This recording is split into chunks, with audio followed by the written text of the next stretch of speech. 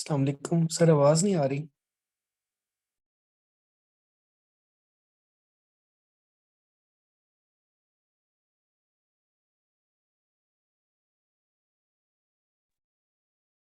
अस्सलाम वालेकुम सर, आवाज बिल्कुल नहीं आ रही।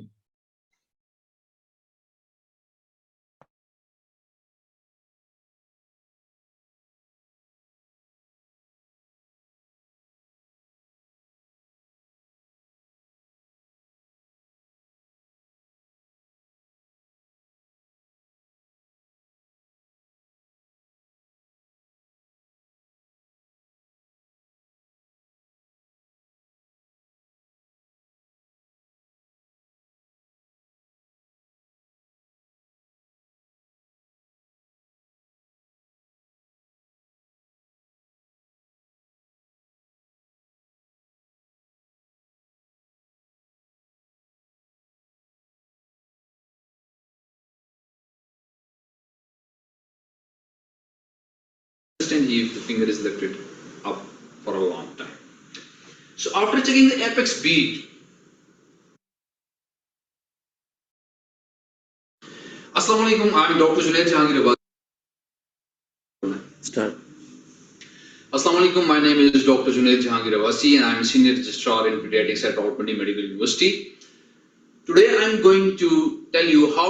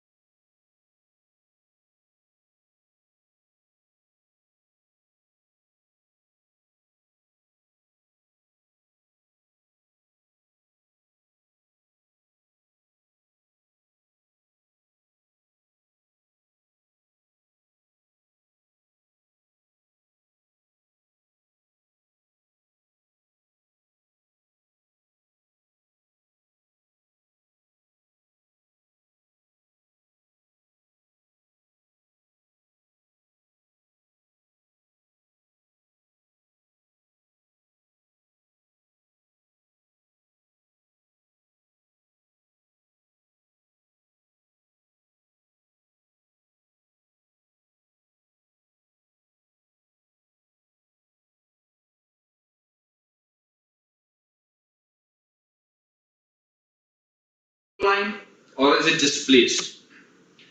Then see whether it is normal or it is tapping or is it heaving.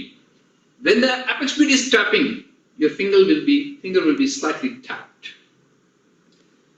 Heaving means that it is lifting up. Today I am going to tell you how to do examination of precordium in children. अस्सलाम वालेकुम, मेरा नाम doctor Junaid है। मैंने आपका मुआयना करना है। इंशाअल्लाह दौरान मुआयना आपको तकलीफ नहीं हो।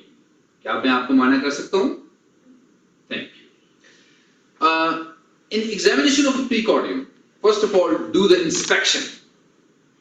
Inspect the precordium. Look for any visible scar marks, deformity, pectus excavatum, carinatum, any bulge in the thorax, any visible pulsations, anything abnormal which you can see. Then before doing palpation, if it's a cold weather, must rub your hands so that your hands may not be so cold. When you do palpation, the palpation starts from apex beat.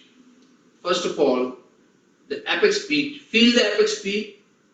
After feeling it, locate the apex beat with your finger, then count it from manubrium sterni, which is in the second intercostal space. Count it from the second intercostal space, third, fourth, and fifth. Let's suppose it is in the fifth intercostal space, and point it out. Is it in the fifth intercostal space? See where it is. Either is it in the midclavicular line or is it just placed? Then see whether it is normal or it is tapping or is it heaving. When the apex beat is tapping, your finger will be slightly tapped. Heaving means that it is lifting up. It's not only just touching, it's lifting up. Then there is ill-sustained heave and well-sustained heave. In ill-sustained heave, the finger is lifted up for a short time. In well-sustained heave, the finger is lifted up for a long time. So after checking the apex beat, feel the right ventricular heave with either this method or sometimes it's done with this method.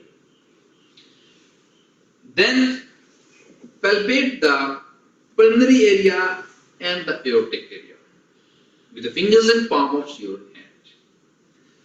This is to see whether is there any thrill present in the pulmonary and the aortic area. Then look for the trachea, palpate the trachea.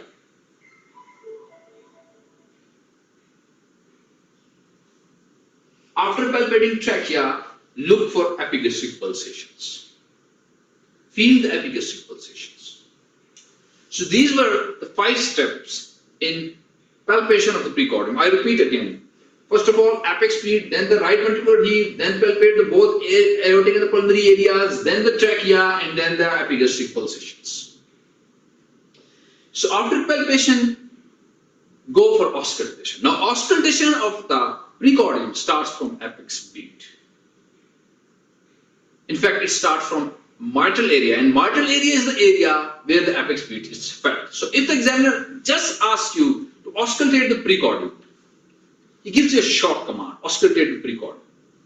Then don't go to the auscultation straight away. First of all, do all the steps, introduction, consent, proper exposure, then come and check the apex beat, locate the apex beat, and then that will be the mitral area. So you have to auscultate that area. So mitral area is the area where the apex beat is felt. So this is the mitral area. First step is to place the step at the right point. Second step is to synchronize it with the carotid. Third step is to give the command of respiration to the patient. बेटा, सांस अंदर ले, बाहर निकाले और रोक ले. Fourth step is to ask the patient to go to the left lateral position. बेटा, left lateral पे हो जाए और side पे हो जाए, and see whether there is exaggeration of any murmur. And fifth step is to check the radiation of the murmur in the exhale. So I repeat these 5 steps at the mitral area. First step is to place the step at the exact area. Second step is to synchronize. Third step is to give the command of respiration. Fourth step is to do left lateral. And the final step is to check the radiation in the axilla. Now, the next area is tricuspid area. In tricuspid area, again, the first step is to place the step at the exact area. Second step is to synchronize it in the carotid. Third step is to give the command of respiration. बेटा सांस लंबा लें, अंदर लें और रोक लें. These are 3 steps at the tricuspid area. Next is the pulmonary and then the aortic area. At the pulmonary area, again, there are 3 steps. First step is to place the step. Second step is to synchronize with the carotid. And third step is to give the command of respiration. बेटा सांस अंदर लें और रोक लें. The final is the aortic area. In aortic area, the first step is to place the step at the exact point. Second step is to synchronize with the carotid pulsation. Third step is to give the command of respiration. बेटा सांस लें, बाहर निकालें और रोक लें. Fourth step is to ask the patient to sit up and lean forward. बैठ जाएं बेटा, थोड़ा सा झुक जाएं, थोड़ा झुक जाएं. And fifth step is to check the radiation in the neck. So these are the 5 steps in auscultation of the aortic area. I have asked this patient to sit up and lean forward because the murmur of aortic regurgitation becomes exaggerated when the patient leans forward. And I have check the radiation into the neck because the murmur of aortic stenosis radiates to the neck. Initially, I have asked this patient to come on the left lateral position because the murmur of mitral stenosis, it gets exaggerated when the patient is turned towards the left lateral position. I have given him commands of respirations because the murmurs of right heart, they increase during inspiration, and the murmurs of left heart, they increase during expiration. So, if you can focus the mitral area and in the aortic area, जो दो बाहर वाले areas हैं उनमें सांस बाहर निकाल के रोकने की कमांड है, और जो दो अंदर वाले एरियाज हैं, एक ट्राइकस्पिड एरिया और दूसरा पल्मोनरी एरिया, ये अंदर वाले एरियाज, इनमें सांस अंदर लेके रोकने की कमांड है. माइट्रल और एओर्टिक बाहर वाले एरियाज, ट्राइकस्पिड और पल्मोनरी अंदर वाले एरियाज. बाहर वाले एरियाज में सांस बाहर लेके रोकने की कमांड देनी है, अंदर वाले एरियाज में सांस अंदर लेके रोकने की कमांड देनी है. Once you have done with the auscultation, and if you have time, then do the relevant examination. Look for the basal cracks.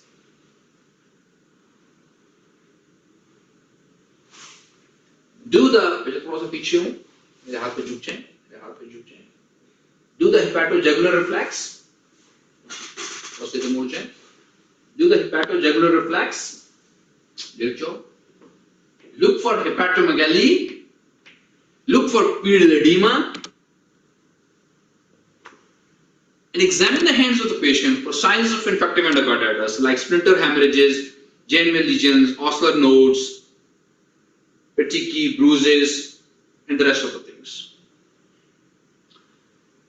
Now, when you will be done with your examination, say thank you to the patient, thank you, and cover him again. This has marks in your examination. But later. Now, once you have done with the examination, the examiner will ask you about certain questions. First of all, he will ask you, give me your findings. Then you need to have a very good description of what you have done. I have an 8-year-old boy lying comfortably on bed with no obvious distress or dysmorphic features.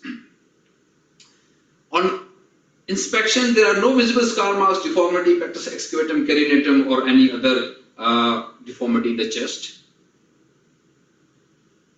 On palpation, the apex bead is in the 5th intercostal space in the mid-clavicular line, tapping in character. There was no parasternal heave or thrill present. The trachea was in the center, and there were no epigastric pulsations. Both the first and second heart sounds were audible with a grade 3 pansystolic murmur, maximum heard at the lower left parasternal border, radiating to the whole of the precordium with no exaggeration on respiration and change of posture. The pitch of the murmur was high, and the character of the murmur was harsh or blowing, whatever it be. The child is not in heart failure, and there are no signs of infective endocarditis. So this would be the description of the child. Thank you so much.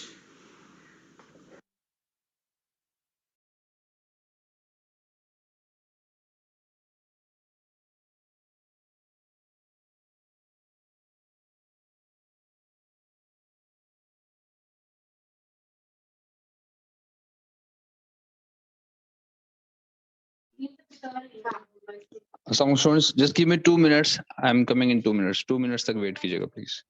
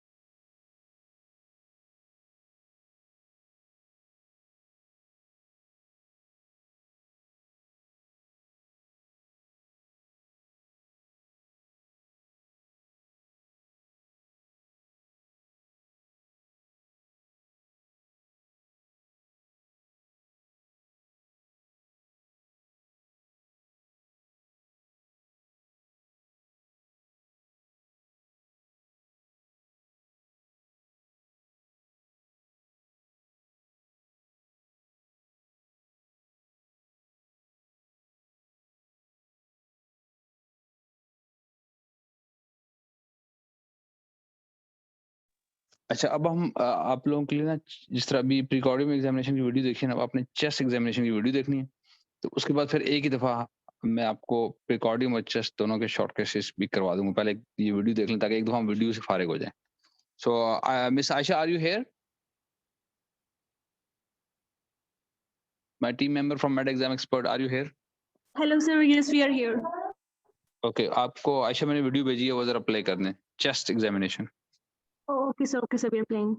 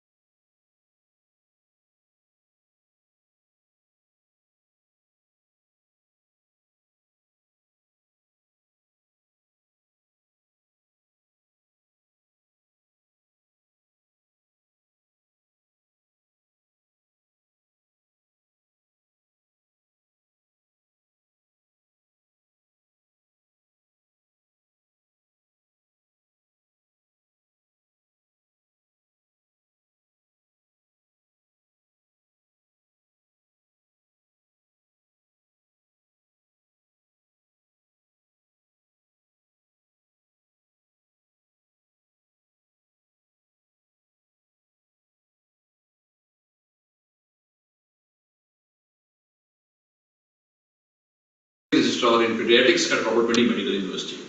Today we are going to do examination of the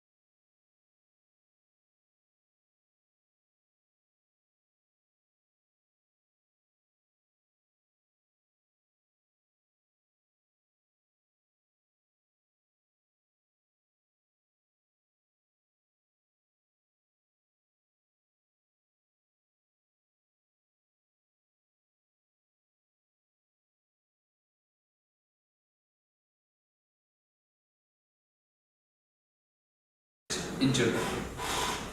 अस्सलाम वालेकुम, मेरा नाम doctor Junaid है और मैंने आपका मुआयना करना है। इंशाल्लाह दौरान मुआयना आपको तकलीफ नहीं होगी। ओके, थैंक यू बेटा। First of all, greeting, introduction, consent, proper exposure. Then do the inspection of the chest. When you are inspecting the chest, you should inspect it from bedside end, and then the foot end. During your inspection, you need to see, is there any scar mark, visible deformity, pectus carinatum, pectus excavatum, any bulge, any rash, oozing, etc. Then you need to measure the respiratory rate,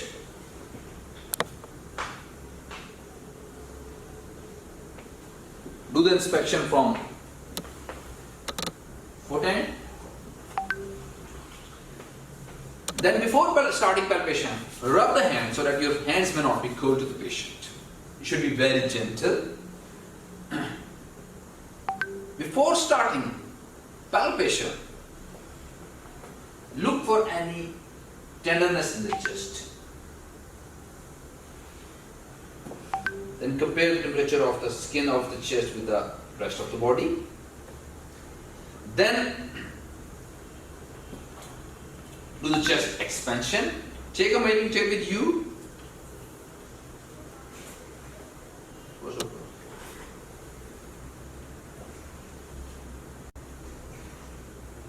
सांस लें बेटा, सांस लें, सांस लें, सांस लें. Normally the chest expansion is about 5 centimeters. Then see the chest movements with the help of your hands. बेटा सांस ले लंबे लंबे, सांस लें,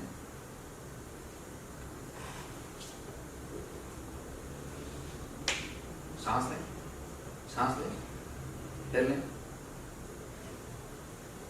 सांस लें बेटा, फिर लें. When you are actually doing the chest movement, when the patient do inspiration and expiration, your thumbs move like this. So if there is reduced chest movements on one side, the thumb of that side will not move and the thumb of the other side will move. So you will get an idea that the chest movements on this side is decreased. Then after checking the chest movements, check the apex beat. Feel it, palpate it, localize it, then feel the trachea. With the 2-finger method, feel the trachea, whether it is central or it's deviated to one side. Then do the percussion. When you are going to do percussion, then you need to understand that you have to percuss both from the front side and the back side. While doing percussion,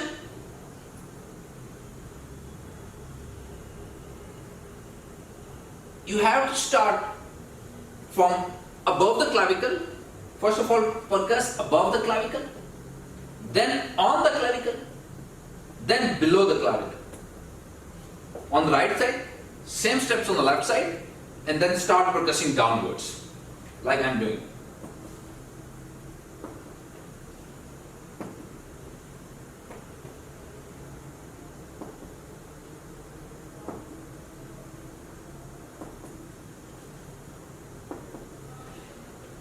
You will go from 2nd to 5th intercostal space, and then on the right side there will be liver, and on the left side there will be heart.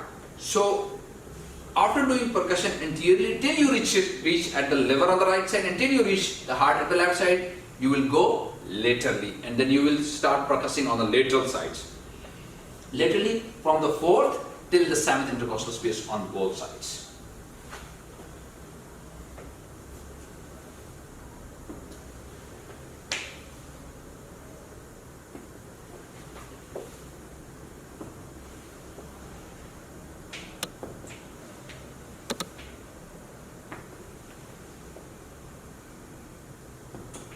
While doing percussion, you have to make sure that you percuss along the intercostal spaces.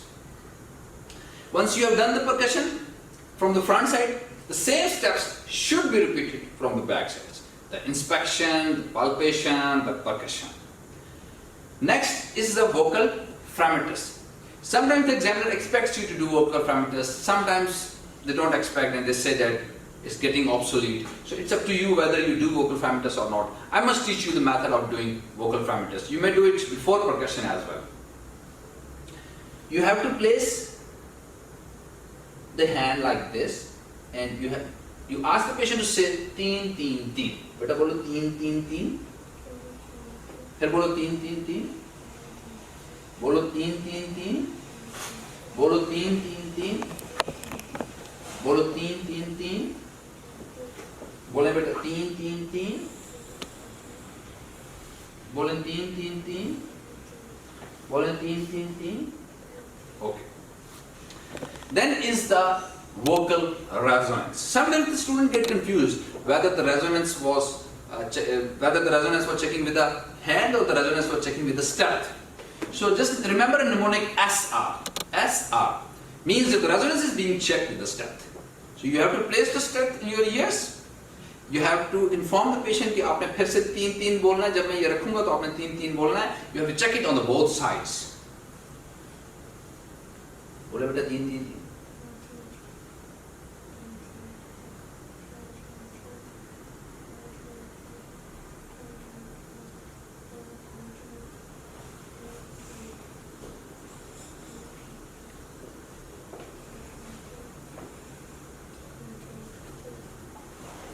Laterally, बोलो तीन तीन तीन.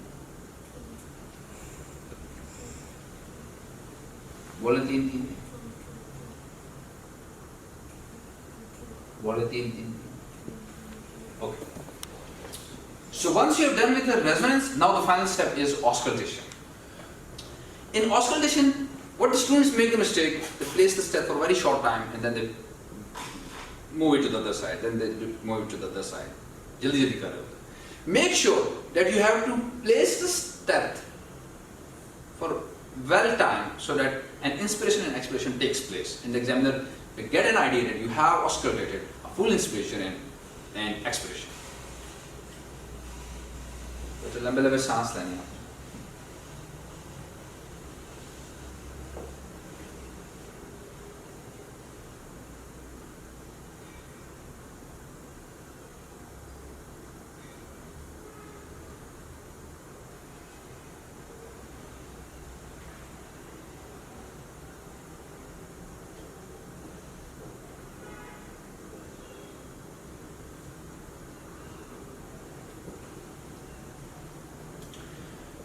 I'm not going to all the areas, but you need to listen to the inspiration and expiration in all the areas. First of all, anteriorly and then laterally.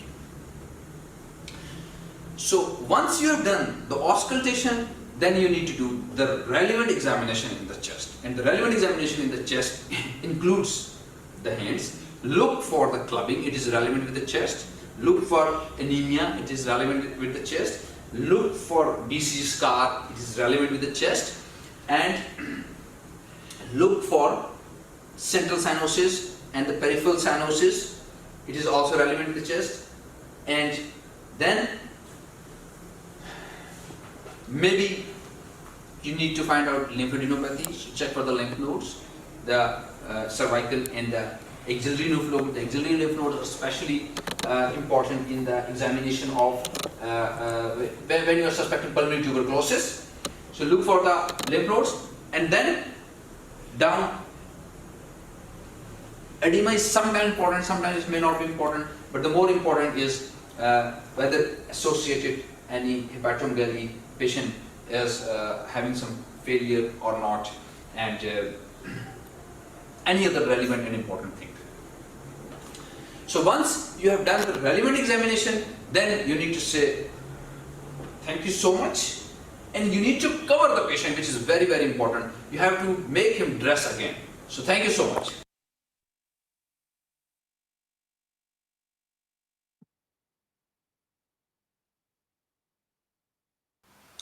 Assalamu alaikum, I'm Dr. Junaid Jhangir Abbassi and I'm Senior Registrar in Pediatrics at Rawalpindi Medical University.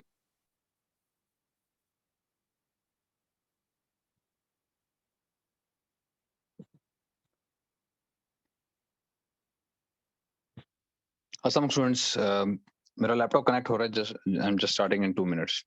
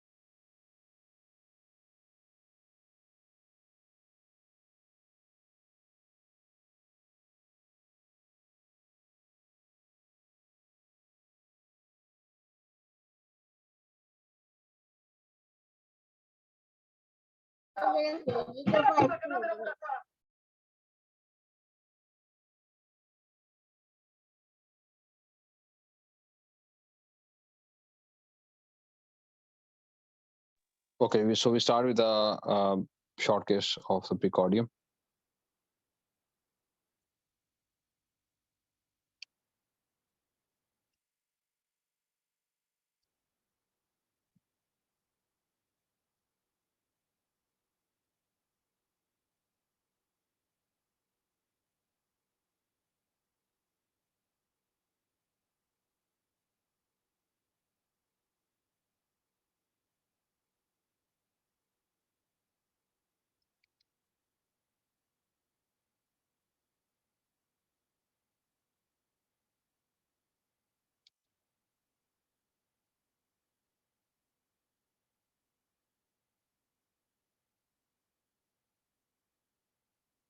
Video आपने देख ली.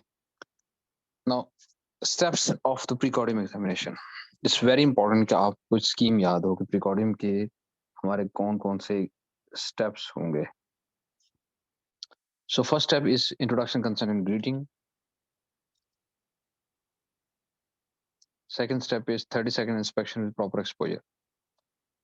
ये जो second step है, ये तमाम short cases में यही step होगा कि आप इंट्रोडक्शन, कंसेंट और ग्रीटिंग के बाद 30 सेकंड्स की इंस्पेक्शन करनी होगी. और उस 30 सेकंड्स की इंस्पेक्शन में आप मेक श्योर करेंगे कि पेशेंट का प्रॉपर एक्सपोजर हुआ हो, और उस 30 सेकंड इंस्पेक्शन से आपको बहुत सारी बातों का पता लग जाएगा. जैसे आपको पता लग जाएगा कि पेशेंट जनरली वेल है, अनवेल है, is there any dysmorphic features or not, is there any rash or not, is there any obvious deformity, any obvious swelling, any obvious distension, any obvious respiratory distress, any obvious fatigue, bruise, edema, malnutrition, यानी बहुत सारी चीजें इस 30 second inspection में आपको पता लग जाएंगी. जो प्रॉपर एक्सपोजर के साथ आप करेंगे, बगैर हाथ लगाए आपको पता लग जाएगा. सिर्फ 30 सेकंड्स तक आपने पेशेंट को हेड टू टो देखना है. स्टेप 3 में आपने एपेक्स बीट को लोकलाइज करना है. स्टेप 4 में पल्पेट करना है left parasternal heave. Step 5 is palpate for thrill in all the areas. Step 6 is palpate trachea and epigastric pulsations. Step 7 में auscultate all the areas. ठीक है, यहाँ तक palpation चल रही थी. Apex beat से start हुई, parasternal heave, thrill, फिर trachea, epigastric pulsations, और उसके बाद आपने auscultation करनी. उसके बाद इसी ऑस्कल्टेशन के दौरान आपको फाइंडिंग्स पता लग जाएंगी कि मेरी क्या क्या फाइंडिंग्स हैं और ऑस्कल्टेशन क्या स्टेप्स हैं वो मैं वीडियो में बता चुका हूं, दोबारा रिपीट नहीं करूंगा. जब आप प्रिकॉर्डियम एग्जामिनेशन कर चुके होंगे तो अब आपने रेलिवेंट करना है, क्योंकि पार्ट 2 में और फाइनल ईयर एग्जाम में ये फर्क है कि फाइनल ईयर एग्जाम में जस्ट आपका मेथड देख रहे होते हैं, लेकिन पार्ट 2 में वो आप साथ में ये देख रहे होते हैं कि आपको रिलेट करते हैं कि उसकी जनरल फिजिकल कैसी है, उसके साथ और क्या प्रॉब्लम्स हैं, और उसकी कार्डिक फाइंडिंग को उसकी बाकी एग्जामिनेशन फाइंडिंग्स के साथ मैच करके आप फाइनल डायग्नोसिस बना पा रहे हैं या नहीं पा रहे, ये आपसे एक्सपेक्ट किया जा रहा है. तो आप फौरन साथ में जितना भी रेलिवेंट जनरल फिजिकल है, अब प्रिकॉर्डियम के साथ रेलिवेंट क्या है, प्रिकॉर्डियम के साथ रेलिवेंट उसकी पल्स है, उसका पैलर है, उसकी क्लबिंग है, जॉन्डिस है, ओरल हाइजीन है, साइंस ऑफ इन्फेक्टिव एंडोकार्डाइटिस हैं, एब्डोमेन में लिवर है, बेजल क्रेफ्ट, चेस्ट में बेजल क्रेफ्ट्स हैं, नीचे पाँव में एडिमा है. So each and everything which is related with the precordium, all those points of general physical which are directly relevant with the precordium, जैसे बेजल क्रेफ्ट्स रेलिवेंट है, आपको हार्ट फेलियर का पता लगेगा. इसी तरह हेपेटोमेगाली रेलिवेंट है, आपको हार्ट फेलियर का बताएगी. इसी तरह एडिमा है, रेलिवेंट है. क्लबिंग रेलिवेंट है, साइनोटिक हार्ट डिजीज में आपको क्लबिंग मिलेगी. पैलर रेलिवेंट है. ठीक है, सो वो तमाम रेलिवेंट चीजें आपने देखनी, इररेलिवेंट चीजें नहीं देखनी, ये ज़हन में रखना, उन पर टाइम वेस्ट नहीं करना. ठीक है, क्योंकि यहाँ अब शॉर्ट केस है, आपको टाइम सिर्फ 5 मिनट है, सब कुछ आपने 5 मिनट में करना है. Then ask the child to walk, look for any focal deficit, ask for fundoscopy and blood pressure. अच्छा, वॉक आप शुरू में भी करा सकते हैं, अगर भूल गए तो आप करा के देख लें, करानी जरूर है. 5 मिनट के अंदर अंदर आपने हर शॉर्ट केस में, चाहे वो कोई भी कमांड है, आपने वॉक जरूर कराना है पेशेंट को. चाहे आप शुरू में करा लें, चाहे आप एंड में कराएं, कराना है. वॉक से क्या पता लगता है, बहुत सारी बातें पता लग जाती हैं. If a patient is walking well, you will get to know कि there is no obvious stroke, there is no obvious arthritis, there is no obvious limp, there is no obvious fracture, there is no obvious focal neurological weakness and many other points also जो आपको एक well walking child से पता लग जाते हैं. So if a child is walking well, बहुत सारी चीजें रूल आउट कर लेते हैं आप जस्ट उसके देख के.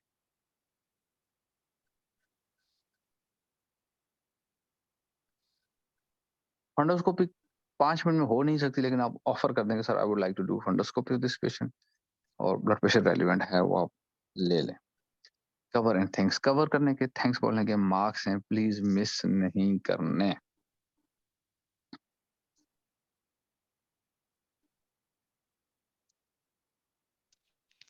I need one volunteer to repeat these steps. Who is the volunteer?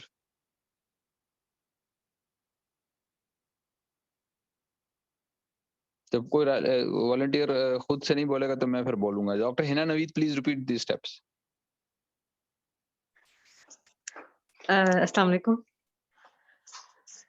First of all, we will introduce ourselves and consent लेके हमने proper exposure करना है. उसमें 30 seconds के लिए इंस्पेक्ट करना है. उसमें हमें जो भी ऑब्वियस फाइंडिंग मिलेगी, फेशियल डिस्मॉर्फिज्म है या कोई साइनोसिस है, कोई क्लबिंग है, जो भी ऑब्वियस चीज है, चेस्ट बल्ज है, वो हमने वो उसको देख लेना है. उसके बाद फिर हमने उसके चेस्ट पे हाथ रखना है दोनों साइड पे और एपिक स्पीड को लोकलाइज करना है. एपिक स्पीड को काउंट करना है, ऊपर से लोकलाइज करने के बाद हमने उसकी लेफ्ट पैरास्टर्नल हीव देखनी है और फिर हमने उसकी सारे जो एरियाज हैं उनमें हमने उसकी थ्रिल चेक करनी है. साइमल्टेनियसली हमने ऊपर ट्रेकिया है, ट्रेकिया को हमने देखना है कि कोई वो डिविएशन तो नहीं है उसके अंदर. उसके बाद हमने पल्सेशंस देखनी है एपिगैस्ट्रिक रीजन में. उसके बाद हमने next step is auscultation. Auscultation में we will start from the apex. Apex के बाद हमने बाकी जितने एरियाज हैं उन सारों को हमने डायाफ्राम से ऑस्कल्टेट करना है. इसके अलावा लेफ्ट जो इंफ्राक्लेविकुलर रीजन है उसको ऑस्कल्टेट करना है और कैरोटिड्स पे हमने देखना है. फिर हमने उसको रोटेट करके बेल से इन सारे एरियाज को चेक करना है। और फिर उसके बाद हमने जो भी मैनूवर होगा वो अगर जहाँ पे भी हमें मर्मर फील होता है तो हमने वो मैनूवर करवा के उस मर्मर की इंक्रीज विद इंस्पिरेशन एक्सपिरेशन या लेफ्ट लैटरल या सिटिंग पोजीशन में वो करना है। Once the precordium is completed, then we will move towards the relevant examination in which हमने pulse देखनी है और उसमें रेडियो फेमोरल भी साथ में देख लेना और बाकी हैंड से स्टार्ट करके कोई पैलर क्लबिंग साइनोसिस जॉन्डिस उसके बाद हमने हेड पे आके इसकी विजुअली जितनी एक्सेसिबल क्रेनियल नर्व्स हैं उनको देखने के बाद हमने उसकी ओरल हाइजीन देखनी है और फिर हमने उसकी एब्डोमेन में लिवर और स्प्लीन को देखना है। Liver for failure, spleen infective endocarditis के लिए जेबीपी हमने देख लेनी है। जॉइंट्स को हमने चेक करके देखना है। टेंडरनेस के लिए नीचे हमने पिटिकिया देख लेनी है और बैक साइड पे हमने उसकी बेसल क्रेपिटेशंस देखनी है। सैक्रल एडिमा के लिए देखना है। स्पाइन की टेंडरनेस और बैक साइड पे रेडिएशन ऑफ द मर्मर के लिए हमने देखना है। और एंड पे we will ask the patient to walk to look for any focal deficit and we will offer fundoscopy and blood pressure. Thank you so much.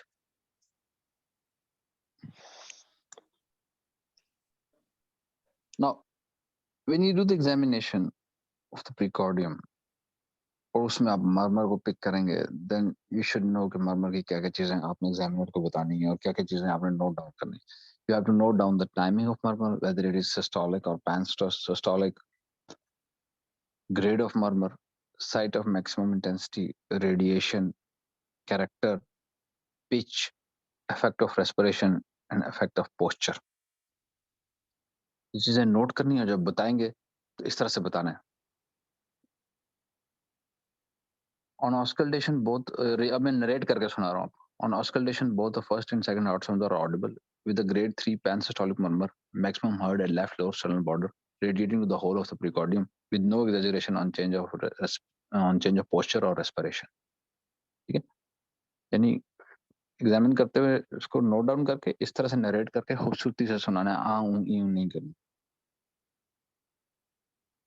You should know कि grade of murmur क्या होते हैं। Grade 1 में murmur is audible with great difficulty in a quiet room. Grade 2 murmur easily audible but not loud. Grade 3 loud murmur without thrill. Grade 4 loud murmur with a thrill. Grade 5 very loud murmur audible even outside the precordium. And grade 6 murmur audible without stethoscope. Exam में murmur को grade 1 ना कहें। क्यों? क्योंकि ये तो paediatric cardiologist को भी नहीं पता लगता या मुश्किल से पता लगता है, तो आप पीडियाट्रिक कार्डियोलॉजिस्ट ना बनिएगा। ज्यादा चांस है कि आपके एग्जाम में मर्मर या ग्रेड 3 होगा या ग्रेड 4 होगा। देख लीजिएगा, अगर थ्रिल हुई तो उसे आप ग्रेड 4 कहिएगा, अगर थ्रिल ना हुई तो ग्रेड 3 कह दीजिएगा। ज्यादा चांस यही है कि आपने 3 या 4 में से कोई एक बोलना है। ग्रेड 5 भी थोड़ा कम है कि जितना मर्मर ऑडिबल है कि वो आउटसाइड प्रीकॉर्डियम मिल सकता है, लेकिन थोड़ा रेयर है। और ग्रेड 6 तो कम ही चांस है। सो मर्मर के ग्रेड्स आपको फिंगर टिप्स पे याद होने चाहिए। ये एग्जाम में वाइवा क्वेश्चन है। ये क्यों पढ़ा रहा हूँ? क्योंकि ये वाइवा क्वेश्चन है। अब जब आप एग्जामिनेशन कर रहे होंगे, जो आपने मैनूवर्स किए होंगे, तो एग्जामिनर आपसे पूछेगा कि डॉक्टर साहब ये आप नेक में क्यों स्टैथ लगा रहे थे, ये आप एक्जिला में क्यों स्टैथ लगा रहे थे, इस तरह सवाल होंगे। यहाँ पे जो सवाल होता है वो आपसे वही किया जाएगा जो आप एग्जामिनेशन में करेंगे। तो आपने बताना है कि सर मैं नेक में स्टैथ इसलिए लगा रहा था कि वहाँ पे एओर्टिक स्टेनोसिस का मर्मर रेडिएट करता है। मैं एक्जिला में स्टैथ इसलिए लगा रहा था कि वहाँ माइट्रल रिकजिटेशन का मर्मर, एमआर का मर्मर रेडिएट करता है। लेफ्ट शोल्डर पे मैं स्टैथ इसलिए लगा रहा था कि वहाँ पल्मोनरी स्टेनोसिस का मर्मर रेडिएट करता है। तो बैक पे मैंने स्टैथ इसलिए लगाई थी क्योंकि कॉक्टेशन ऑफ एओर्टा का मर्मर बैक पे रेडिएट करता है। सो यू शुड नो किस का मर्मर कहाँ रेडिएट करता है। मैं एक बार फिर रिपीट करता हूँ। MR radiates to axilla, pulmonary stenosis radiates to left shoulder, aortic stenosis radiates to neck, and coarctation of aorta radiates to back.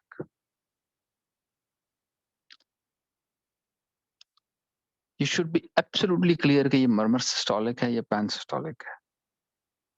Systolic है, पहली बात ये कि systolic है या diastolic है। The one which comes with the carotid pulse is systolic and the one who comes does not with carotid pulse will be diastolic.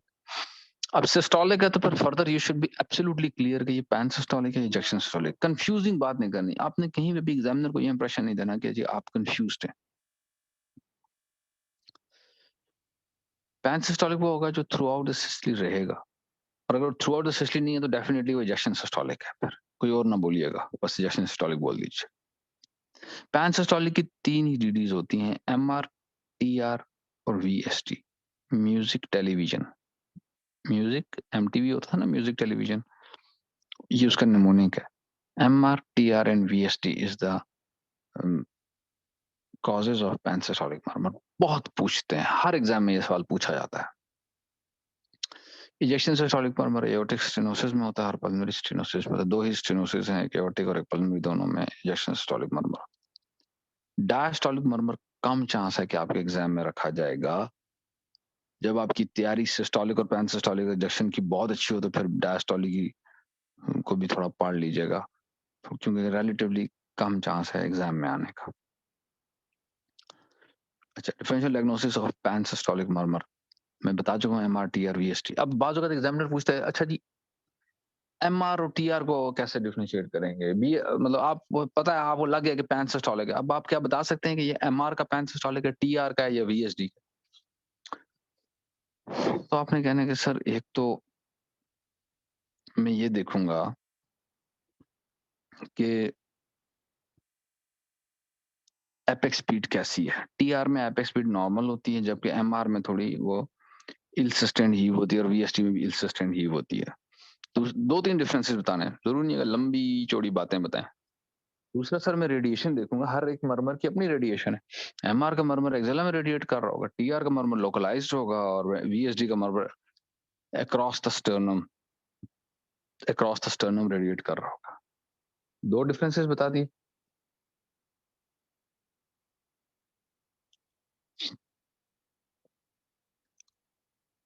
तीसरा जो फर्क है वही, बस 3 फर्क आपने बता देने. तीसरा फर्क सर ये है कि जो बाहर के मर्मर्स हैं, 2 बाहर के मर्मर्स, बाहर मींस आउटसाइड पे जो एरियाज हैं, जैसे माइटल एरिया थोड़ा बाहर है, पीएचडी वाला भी थोड़ा सा बाहर है, लेकिन टीआर का जो मर्मर है वो तो अंदर है. जो बाहर के मर्मर्स हैं वो एक्सपिरेशन पे लाउड होंगे. The murmur of MR and the murmur of VSD जो थोड़ा सा बाहर की तरफ सुनाई देते हैं, वो एक्सपिरेशन पे, सांस बाहर निकालने पे लाउड होंगे. और जो अंदर का मर्मर है यानी टीआर का मर्मर है, जिसकी पोजीशन थोड़ी अंदर है, वो ये मैं याद कराने के लिए बता रहा हूँ, एग्जाम में अंदर बाहर नहीं बोलना, आपने याद करने के लिए याद करा रहा हूँ.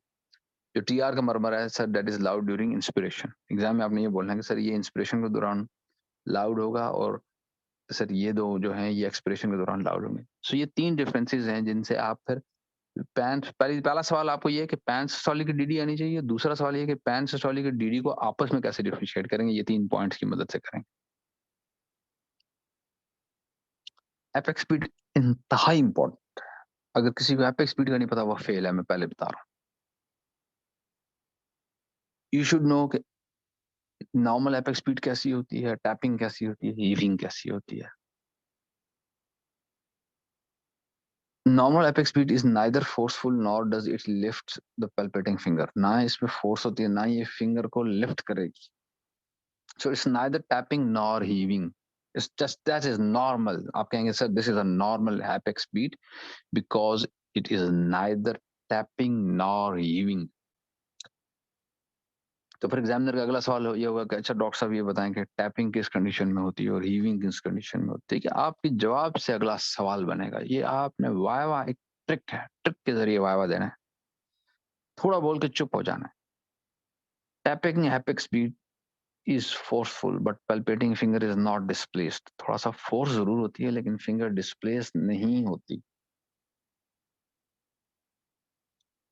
Feeling resembles hard knock on the other side of a closed door.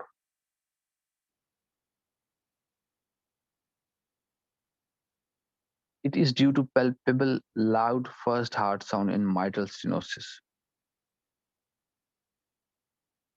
So tapping के एक कॉज आना चाहिए. क्या है?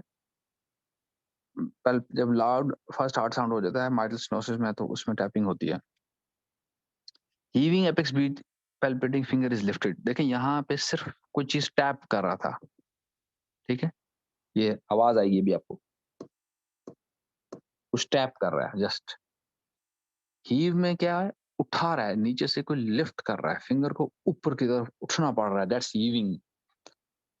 फिर आगे बाज़ औक़ात पूछ लेते हैं, बाज़ औक़ात नहीं पूछते, what is difference between ill sustained heave. Heave दो तरह की है, इल सस्टेन्ड है, वेल सस्टेन्ड है। इल मींस कि वो शॉर्ट टाइम के लिए उठ रही है, वेल सस्टेन्ड हीव की थोड़ा सा लॉन्गर टाइम के लिए उठ रही है। इल सस्टेन्ड हीव जो है ये उस वक्त होती है जब रिगर्ज होना शुरू हो जाता है, यानी कि when the heart left ventricle has to eject excessive blood volume, for example mitral and aortic regurgitation, mitral regurgitation है या aortic regurgitation है, left ventricle has to eject excessive blood volume, तो उससे फिर ill sustained heave प्रोड्यूस होती है। और well sustained heave उस वक्त प्रोड्यूस होती है जब आगे रुकावट हो, जब आगे रुकावट हो, जैसे aortic stenosis, aorta आगे से स्टीनोज्ड है, अब लेफ्ट वेंट्रिकल ने जो ब्लड को पंप करना है तो आप ब्लड ने जाना है एओर्टा में, लेकिन एओर्टा आगे से स्टीनोज्ड है, आगे रुकावट है, तो वेल सस्टेन्ड हीव पैदा होगी।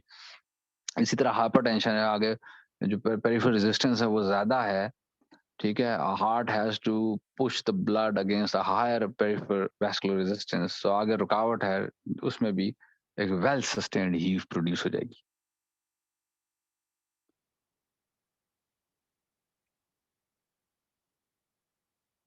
उसके बाद कुछ और वाइवा क्वेश्चंस पूछ लेते हैं बाज़ औक़ात कि सॉफ्ट हार्ट साउंड्स कब सॉफ्ट होते हैं। आपको पता है जब इफ्यूजन होती है या एम्पाइमा होता है या बहुत थिक चेस्ट वॉल होती है तो हार्ट साउंड सॉफ्ट हो जाते हैं।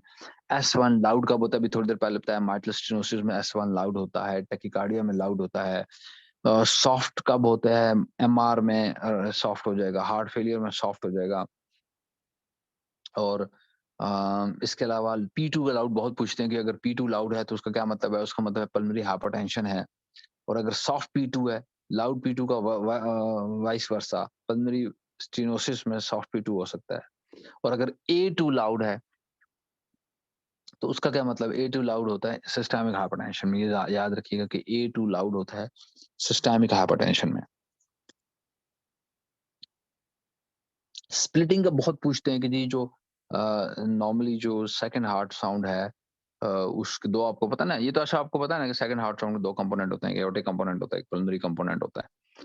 तो उन दोनों के दरमियान एक इंटरवल होता है, जो मतलब between A2 and P2 there is an interval, ठीक है, and that interval is more during inspiration, less during expiration. I repeat, normally A2 और P2 के दरमियान एक इंटरवल होता है and that interval is more during inspiration and less during expiration. That's called usual splitting. Please याद रखें, crystal clear रहना है, आपने किसी भी कॉन्सेप्ट में आपने कंफ्यूज नहीं होना। That's usual splitting and that usual splitting is called physiological splitting, ठीक है। अगर ये इंटरवल इस तरह ना हो, यानी ड्यूरिंग इंस्पिरेशन बहुत ज्यादा ना हो और एक्सपिरेशन कम ना हो, तो फिर वो नॉर्मल यूजुअल स्प्लिटिंग नहीं है। That may be a fix splitting, that may be a reverse splitting. Reverse splitting का तो नाम से ही जाहिर है कि नॉर्मल इंस्पिरेशन में ज्यादा है, अगर एक्सपिरेशन में ज्यादा हो तो रिवर्स स्प्लिटिंग, बात खत्म। उसी का उल्ट, नॉर्मल का उल्ट is reverse splitting. Fix splitting का क्या मतलब है, फिक्स का मतलब है फिक्स, मैं आप कहते हैं ना मैच फिक्स हो गया, रिजल्ट फिक्स है, अब रिजल्ट एक जैसा है, मेहनत करें या ना करें रिजल्ट एक जैसा, match fix.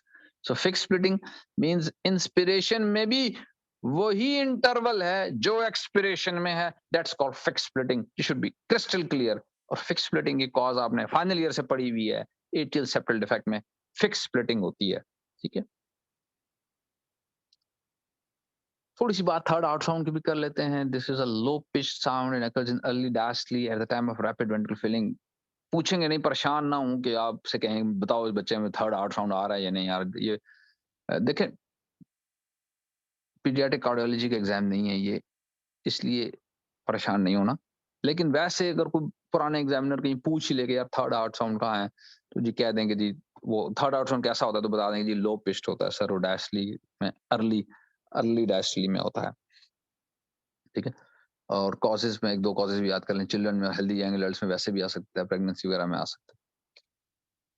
Fourth heart sound भी इंशाल्लाह पूछेंगे आपसे नहीं, लेकिन पता होना चाहिए, अगर कोई पुराना एग्जामिनर पूछ ही ले तो this is a low pitch sound and occurs in late diastole. फर्क यह है कि third heart sound early diastole में आता है, अर्ली, और fourth heart sound late diastole में आता है, ठीक है। फोर्थ हार्ट साउंड हाइपरटेंशन में हो सकता है, इस्केमिक हार्ट डिजीज में हो सकता है।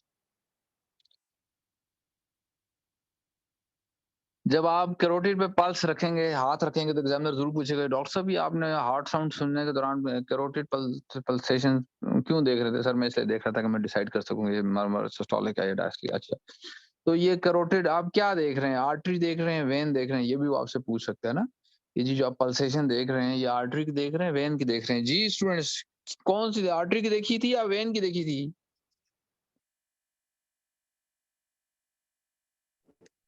आर्टरी।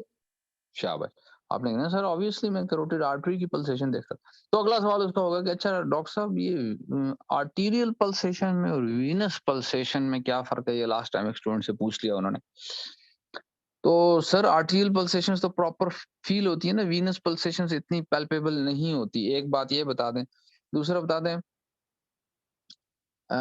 जो आर्टीरियल पल्सेशन है वो विजिबल होती है, वैसे भी विजिबल होती है। वीनस पल्सेशन जब तक कि उससे कोई कंप्रेशन ना मिले तो वो प्रोमिनेंट नहीं होती। तीसरी बात ये, आर्टीरियल पल्सेशन जो होते हैं वो आर्टरी अपना काम करती रहती है, रेस्पिरेशन का कोई इफेक्ट नहीं होता। वीनस पल्सेशन जो है वो वेरी कर सकती है विद रेस्पिरेशन। ठीक है, जैसे आप हेपेटोजुगुलर रिफ्लक्स करते हैं तो वीनस पल्सेशन को नुमायां कर लेते हैं देखने के लिए। ठीक है, जबकि अगर आप जो आर्टीरियल पल्सेशन होती है उससे आप लिवर को प्रेस करें या ना करें उसको कोई फर्क नहीं पड़ता। So there is not effect on pressing the liver. बस ये 2-3 फर्क बता दें, एग्जामिनर खुश हो जाएगा। जरूरी नहीं है कि सारे याद करें। Now I need a volunteer जो अपने किसी बेटे, बेटी या भतीजे, भांजे पे एग्जामिनेशन ऑफ प्रीकॉर्डियम हमें करके दिखाएगा। 5 मिनट्स का उसे टाइम दिया जाएगा, वो करेगा। जब वो कर लेगा तो फिर ये वो सिनेरियो पड़ेगा और ये उसकी फाइंडिंग्स हो जाएंगी, और इस पे फिर मैं डीडीज बनवाऊंगा और वायवा सिखाऊंगा कि इस केस का वायवा क्या होगा। हेल्प करूंगा, परेशान ना हूं जहां आपको नहीं आएगा। अच्छा, मेरी तमाम क्लासेस में आप लोगों ने याद रखना, किसी स्टूडेंट को कोई चीज नहीं आ रही ना, कोई मसला ही नहीं, आपने बस बोलना है हेल्प। जब आप हेल्प बोलेंगे तो या तो आपका कोई कुलीग हेल्प कर देगा या मैं हेल्प कर दूंगा। ठीक है, हम कभी भी किसी को एम्बेरसमेंट का शिकार नहीं होने देते, because it's a training session, it's a practice session. आप लोग सीख रहे हैं, ठीक है, ये प्रैक्टिस मैच है, अभी असल मैच नहीं है। ठीक है जी। तो इज देयर अ वॉलंटियर?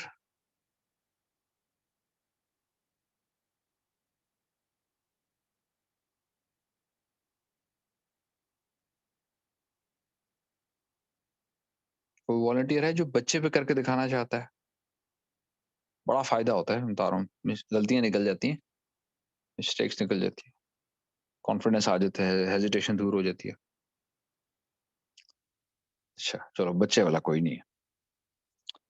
तो अब मुझे जब जब कोई स्टूडेंट ना तैयार हो ना किसी बच्चे पे करना, वैसे मेरे पिछले कोर्सेज में ना हर कोर्स में कोई ना कोई कैंडिडेट खड़ा हो जाता था और बच्चे पे करके दिखाता था, अपनी वीडियो ऑन कर लेता था, बाकी हम सब बैठ के देखते थे। अच्छा, अगर फर्ज करो ना हो, यानी कोई भी तैयार नहीं है करने के लिए, हालांकि आई एम श्योर के बच्चे सबके घरों में हैं, या तो अपने होंगे, नहीं तो भाई बहनों के तो बच्चे होते ही हैं। एनीहो, अगर कोई नहीं कर रहा तो कोई बात नहीं, मैं कहता हूँ कि अब कोई ऐसा वॉलंटियर आ जाए जो सिनेरियो पढ़ के अपने डीडीज बताए और उस पर हम डिस्कशन करें। जी, अब ये नामा अमाल में कम दर्जे वाला अमल है, तो ये कम दर्जे वाला अमल कौन करेगा? खाली पढ़ना है, सामने लिखा हुआ है। जी सर, सर डॉक्टर वर्दा है। जी जी जी, डॉक्टर वर्दा प्लीज पढ़ें। Doctor Warda. 5-year-old boy presents to you with cyanosis, clubbing, and ejection systolic murmur at the upper left second intercostal space. The child is not in heart failure and there are no signs of infective endocarditis. Very good जी। Doctor Warda, what is your first differential? Sir, top. शाबाश। What is your second differential?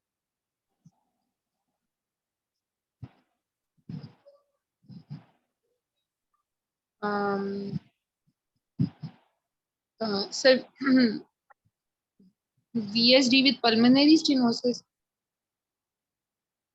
शाबाश. What is your third differential?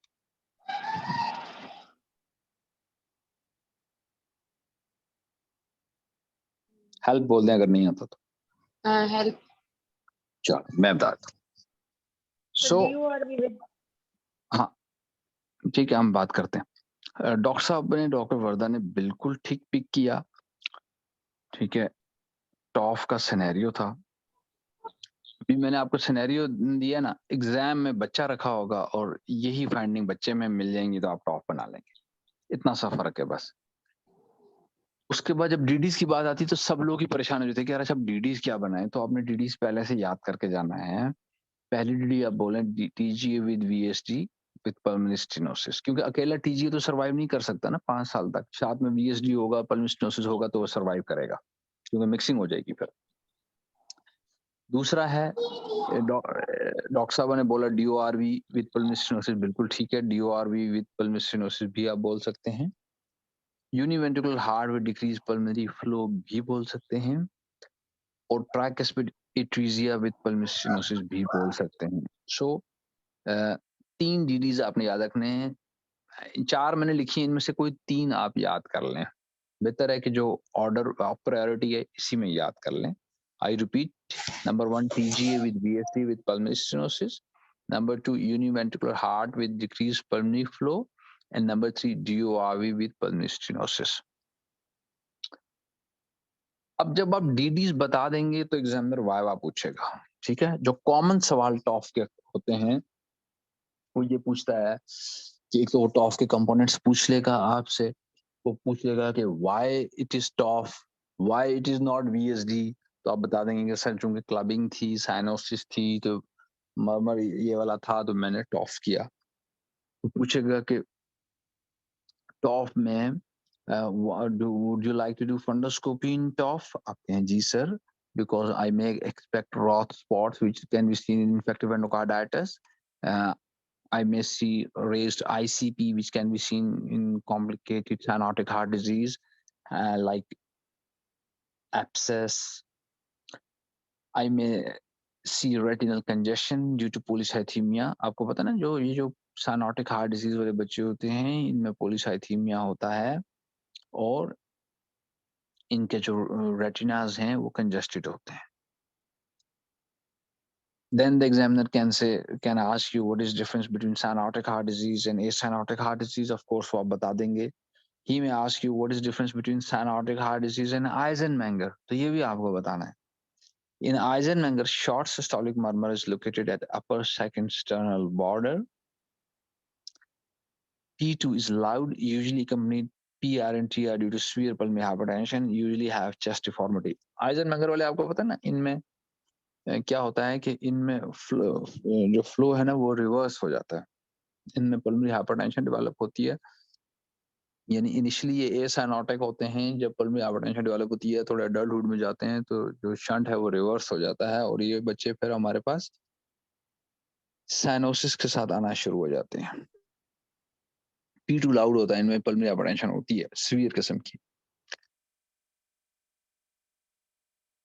He may ask you, do you like to do phlebotomy in your patient. तो अगर आप उसके देखिएगा अमूमन ये बच्चे पॉलीसाइथेमिक होते हैं. ठीक है, सो अगर आपको बहुत ज्यादा रेडिश लगे बच्चा, साइनोसिस तो होगी, साथ जो है ना उसका जो कलर है वो थोड़ा पाम्स खासतौर पर रेड भी होते हैं.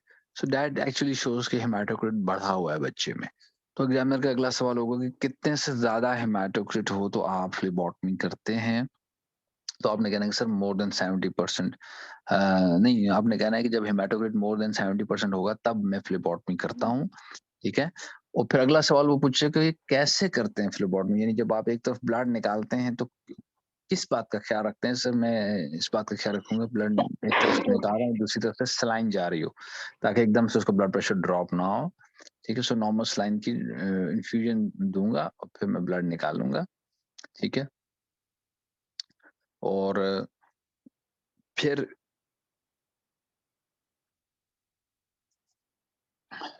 ही may ask you कि और किस बात का ख्याल रखेंगे, और सर इस बात का ख्याल रखूंगा कि बच्चा जो है वो वेल हाइड्रेटेड हो, child should be well hydrated, otherwise he will go into spell. अगर हाइड्रेशन अच्छी नहीं होगी तो वो स्पेल में जा सकता है बच्चा। Name two conditions having TOF with clinical dysmorphism, बहुत पूछते हैं, ऑलमोस्ट तमाम एग्जाम्स में ये सवाल पूछा गया है कि name two conditions having TOF with clinical dysmorphism. तो डायजॉट सिंड्रोम और डाउन सिंड्रोम दोनों में डिस्मॉर्फिज्म भी होगा और दोनों में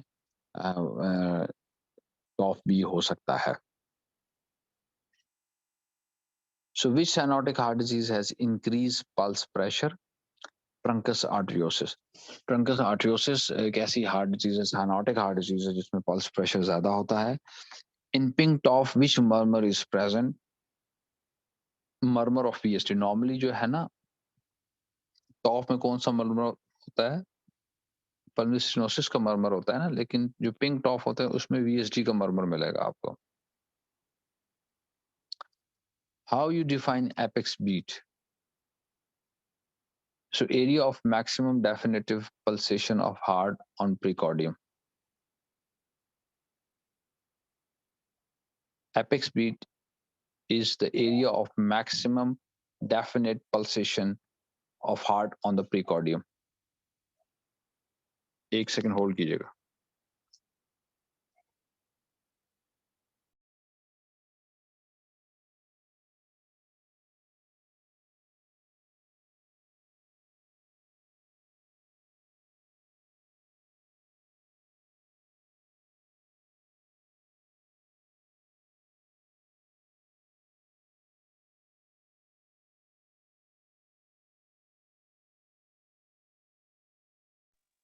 नेक्स्ट आप लोग ये स्लाइड पढ़ें। I am just coming in 1 minute. आप ये स्लाइड पढ़ें जरा।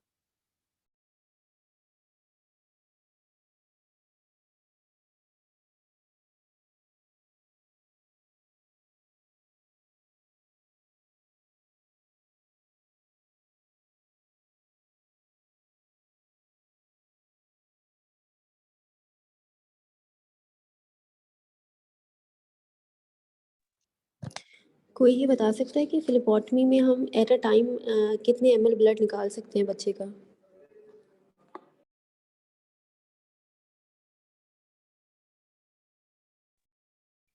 5 to 10 ml per kg निकाल सकते हैं जी।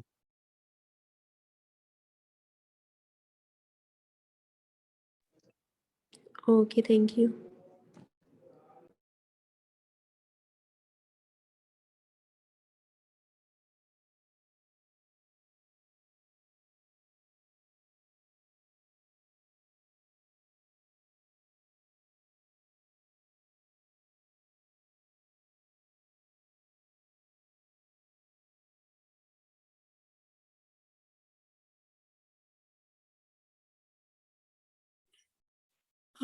मुझे ये पूछना था कि जो है पिंक टॉफ में जैसे वीएसडी का मरमर आता है, तो फिर हम वीएसडी में और पिंक टॉफ में कैसे डिफरेंशिएट करेंगे?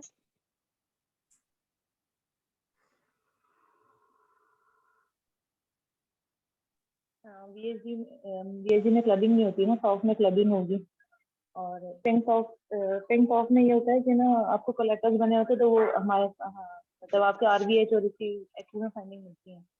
बाकी क्लबिंग और ये डिफरेंस लाइक तो पिंक टॉफ में भी क्लबिंग होगी, हालांकि वो तो ए साइनोटिक हो गया ना। अगर आपका सिर्फ पीएस इतना है ही नहीं प्रोमिनेंट, तो वीएसडी तो प्रोमिनेंट है उसमें, तो उसमें फिर हमें क्लबिंग मिलती है।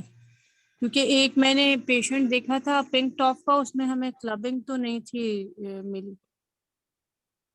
उसमें ज्यादातर फीचर ना बिल्कुल वो मतलब वीएसडी वाले थे।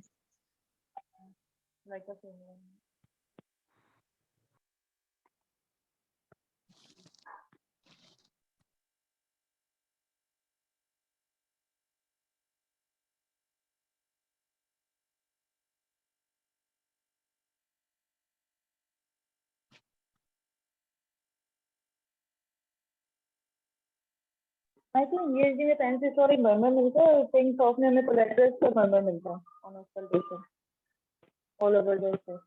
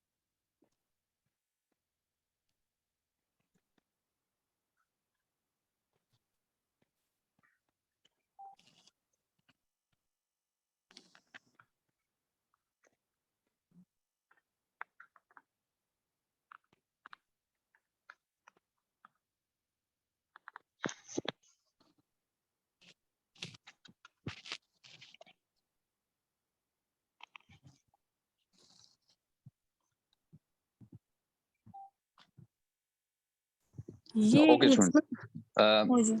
एक दो क्यूरीज आई थी, हम उनको आखिर में एड्रेस करते हैं, ठीक है? अच्छा, सो ये आप लोगों ने स्लाइड पढ़ लिया, आगे चलते हैं। What are the triggering factors causing worsening of cyanotic spells? जो cyanotic spells हैं, they can be made worse by dehydration, infection, hypoglycemia और even acidosis भी है, ठीक है? इन चीजों से स्पेल फर्दर वर्स हो सकता है। अच्छा, वो एक सवाल किसी ने पूछा था, वो मैंने यहाँ उसका आंसर लिखा भी है, लेकिन थोड़ी सी टाइपिंग में मिस्टेक हो गई थी। ये जी फ्लेबोटमी में हमने कितना ब्लड निकालना होता है? 5 to 10 ml पर kg इसका आंसर है। इसको ठीक कर लें, ये 5 to 10 ml पर kg ब्लड निकालना होता है।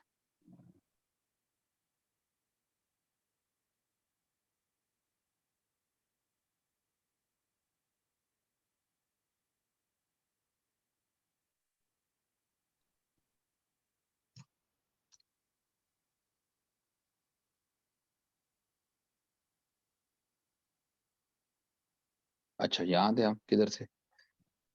ये कर चुके हैं ना, ये कर रहे थे हम। अच्छा, समटाइम्स एग्जामिनर पूछ लेता है कि अगर पल्मोनरी स्टेनोसिस बहुत टाइट है तो कैसे पता लगेगा? By grade of murmur and by worsening of cyanosis. देखें, पल्मोनरी स्टेनोसिस जितनी टाइट होगी उतना ज्यादा साइनोसिस भी उतनी ज्यादा होगी, और मर्मर भी उतना लाउड होगा, ठीक है? विच मर्मर रेडिएट्स टू नेक? नेक में जो मर्मर रेडिएट करता है वो एओर्टिक स्टेनोसिस करता है और पल्मोनरी स्टेनोसिस करता है। जो एओर्टिक स्टेनोसिस है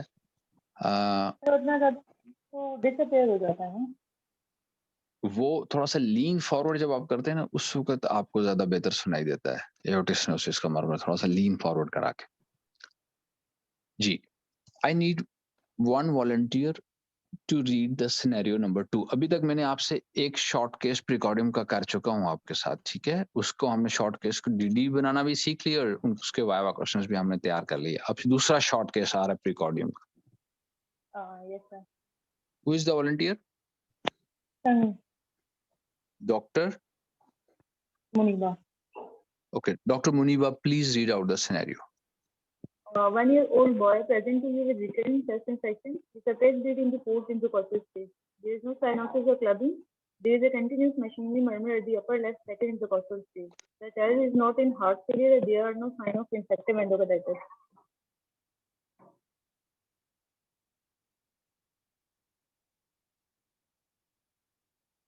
जी, शाबाश। बताएं क्या माइंड में आ रहा है आपके? What is your diagnosis? PDA sir, latent ductal reticulosis.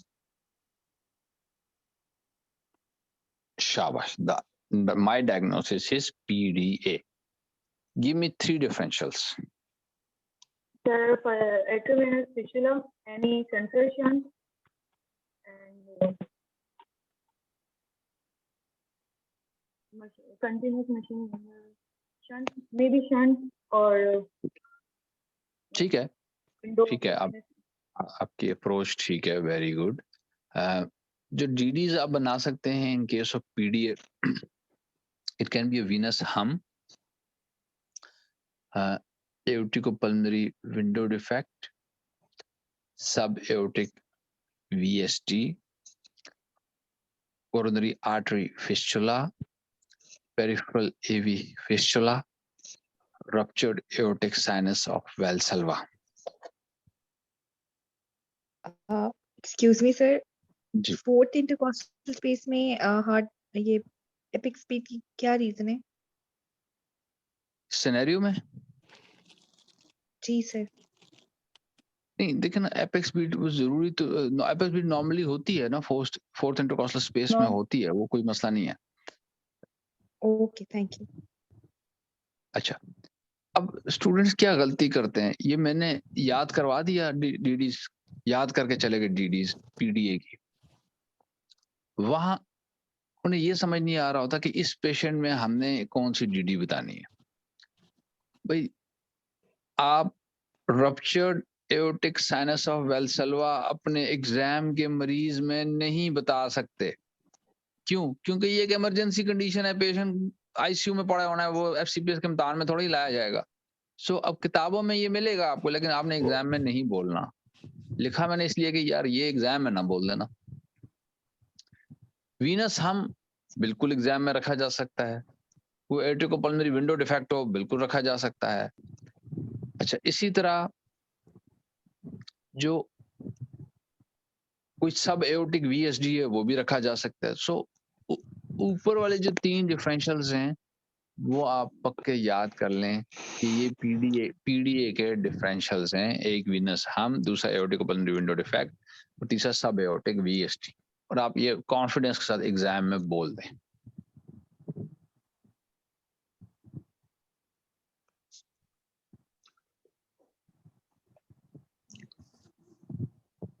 PDA से मुतालिक जो वाइवा क्वेश्चंस हैं उसमें एग्जामिनर आपसे ये पूछ सकता है कि जी पीडीए डिवाइस क्लोजर हम कब करते हैं और सर्जिकल क्लोजर कब करते हैं। कोई बता सकता है कि कितने से स्मॉलर अगर वो हो तो आपने डिवाइस क्लोजर करना है? सर अगर स्मॉल है तो आप डिवाइस क्लोजर कर सकते हैं, लेकिन अगर लार्ज है तो फिर आपको सर्जिकल यूज करना होता है। ठीक है, मे बी कितने सेंटीमीटर से छोटा हो तो डिवाइस क्लोजर कर सकते हैं? less than 5, लेकिन नॉट 10 to large होगा। 1 सेंटीमीटर से कम हो तो ठीक है।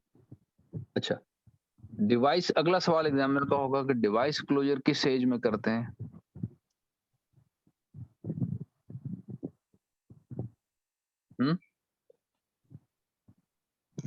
Sir, before school going.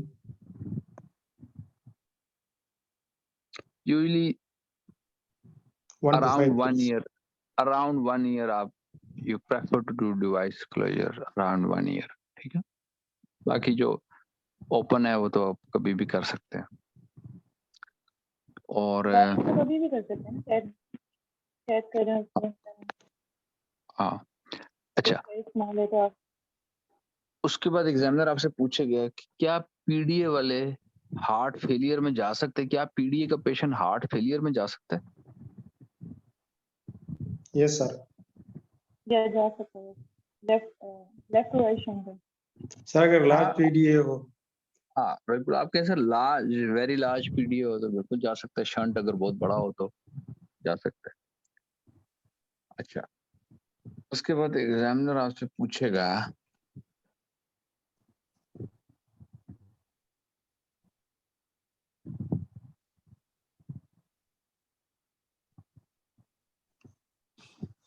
क्या पीडीए साइनोसिस के साथ आ सकता है?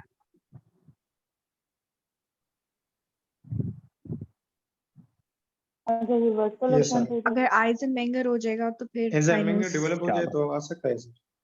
शाबाश, आइजनमेंगर डेवलप हो तो आ सकता है। बस यही इसके सवाल यही हैं, ठीक है, कॉमन क्वेश्चन यही। नाउ 2 शॉर्ट केसेस हम कर चुके हैं। Let's move to the third short case. Who is the volunteer who will read this scenario?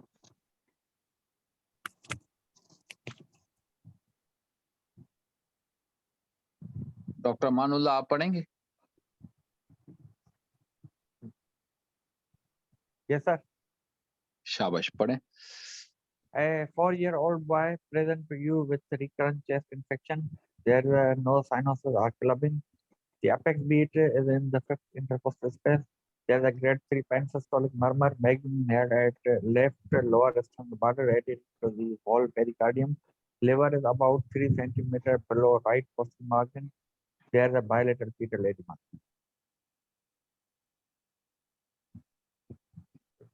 शाबाश। So what comes in your mind? Ventricular septal defect, sir. PSD. VSD. Very good. So this is a case of VST, child having recurrent chest infections, और वो कोई cyanosis नहीं है, कोई clubbing नहीं है, और पैंसिस्टोलिक मर्मर है, ठीक है। Give me 3 differential diagnosis. एक सर एक बार हो सकता है क्या? Matric MR education and TR. MR, shabash, very good. One is MR, TR. TR, शाबाश. एक और बता दें.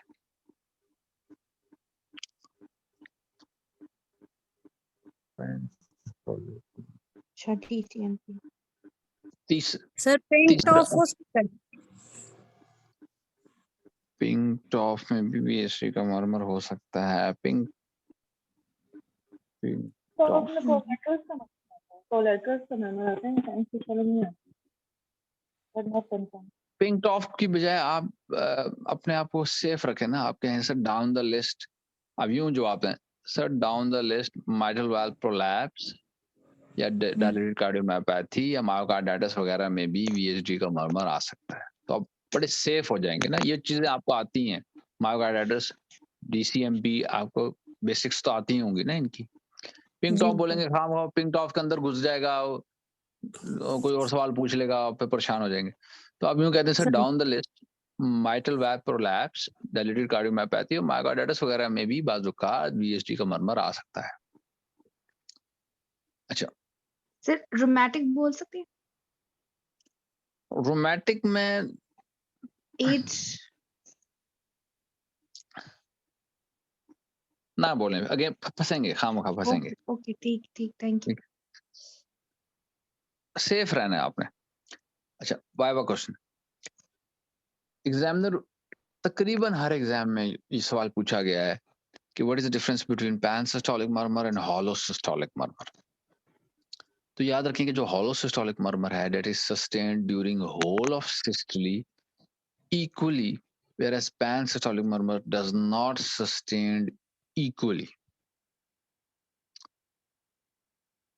Where does venous hum heard in precordium? It is best heard below the clavicle and disappears by lying the child down and elevating legs. तो venous hum कहाँ सुनाई देता है ये पता होना चाहिए, below the clavicle, और कैसे disappear होगा if you lay down the child and elevate the legs. What is difference between hum and bruit? Hum is venous flow and bruit is arterial flow. I repeat, hum is venous flow and bruit is arterial flow. What are causes of displaced apex beat? Cardiomegaly, mediastinal shift, scoliosis, chest deformity.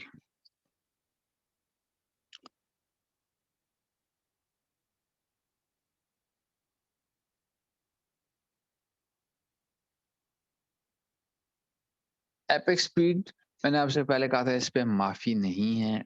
आपको heaving का भी पता होना चाहिए, tapping का भी पता होना चाहिए, और किन कंडीशंस में एपेक्स बीट डिस्प्लेस हो जाती है उन कंडीशंस का भी पता होना चाहिए. ठीक है, जैसे कार्डियोमेगाली है, मीडियन शिफ्ट है, या स्कोलियोसिस है, चेस्ट डिफॉर्मिटी है. What is small sign? आपको पता होना चाहिए कि normal JVP decreases during inspiration and increase during expiration. In constrictive pericarditis, JVP instead of falling during inspiration rises due to peripheral vessel constriction. इसको बोलते हैं small sign.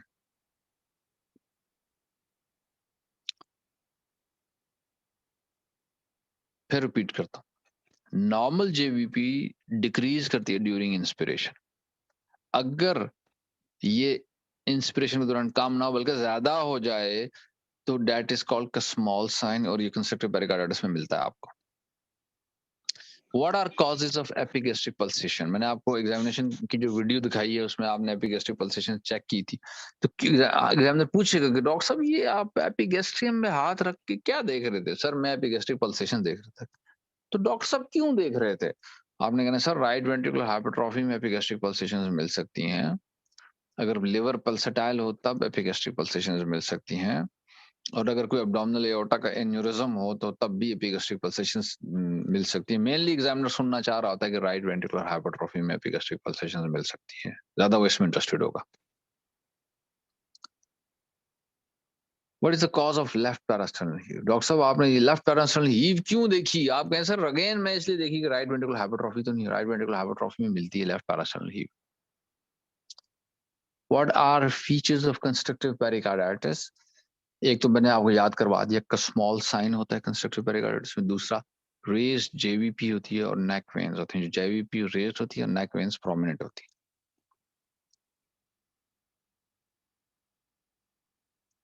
Which type of VSDs are more likely to close spontaneously? Muscular VSD or membranous VSD?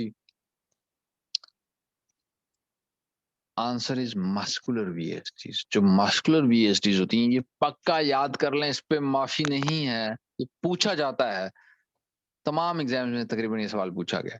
Muscular VSDs are more likely to close spontaneously. Which aortic valve problem do you see in VSD? अगर VSD का बच्चा है, later on आपका aortic जो valvular problem के साथ आता है तो क्या expect करेंगे? Sir aortic valve regurgitation expect करूंगा मैं, क्योंकि ultimately जो aortic valve है वो इतना competent नहीं रहता, वो regurg start होना शुरू हो जाती है। क्यों बताएं क्यों?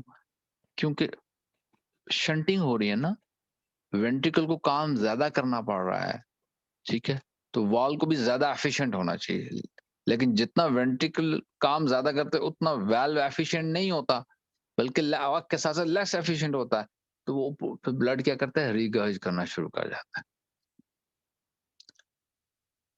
What are indications of surgical closure of VSD? ये तो सवाल होगा ही होगा। अगर आपका केस शॉर्ट केस VSD है या इवन लॉन्ग केस VSD है तो आपसे जरूर पूछा जाएगा कि सर्जिकल इंडिकेशंस क्या हैं VSD की, तो इसमें माफी नहीं है। Patient at any age with large effect in whom clinical symptoms and failure to thrive cannot be controlled medically. The first indication कि जी VSD ही large है, दवाई का कोई फायदा नहीं है। Number 2, infant between 6 and 12 months of age with large effects associated with pulmonary hypertension, even if the symptoms are controlled by medication. अगर medicine से symptoms control हैं लेकिन डिफेक्ट large है और बच्चे को pulmonary hypertension develop हो रही है और छोटा बच्चा है, ठीक है, छोटे बच्चे में large VSD with impending pulmonary hypertension is an indication of surgery. Third indication, patient older than 24 months of age with a QP-QS ratio greater than 2:1. I repeat, patient older than 24 months of age with a QP-QS ratio greater than 2:1 is also an indication of surgery in VSD. What are the two aims in the management of VSD? Answer, to get the symptoms of heart failure under control and to prevent the development of pulmonary vascular disease. ठीक है sir, आप मेरे दो ही M है, एक M ये है कि मेरा बच्चा हार्ट फेलियर में ना जाए, दूसरा मेरा एम ये है कि आगे पल्मोनरी हाइपरटेंशन डेवलप ना हो। बस इतनी सी बात करने एग्जाम में खुश हो जाएगा। सो इसके साथ ही हमने प्रीकॉर्डियम के स्कीम याद की है। पहले आपको वीडियो मैंने दिखाई, फिर हमने स्कीम याद की, फिर हमने वाइवा क्वेश्चंस तैयार किए। अब नरेट करके मैं आपको दिखाता हूं कि नरेट कैसे करना है। I have examined a 5-year-old boy who was lying comfortably on bed with no obvious distress or dysmorphism.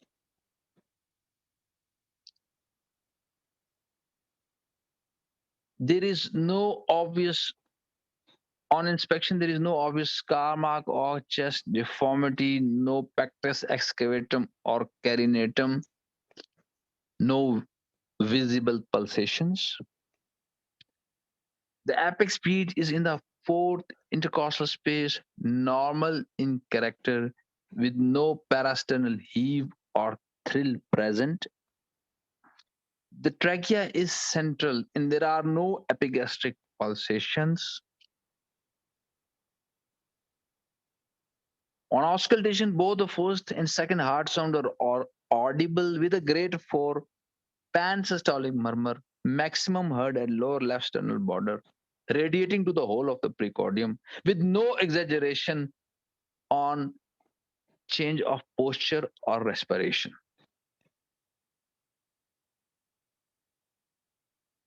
The child is not in heart failure and there are no signs of infective endocarditis.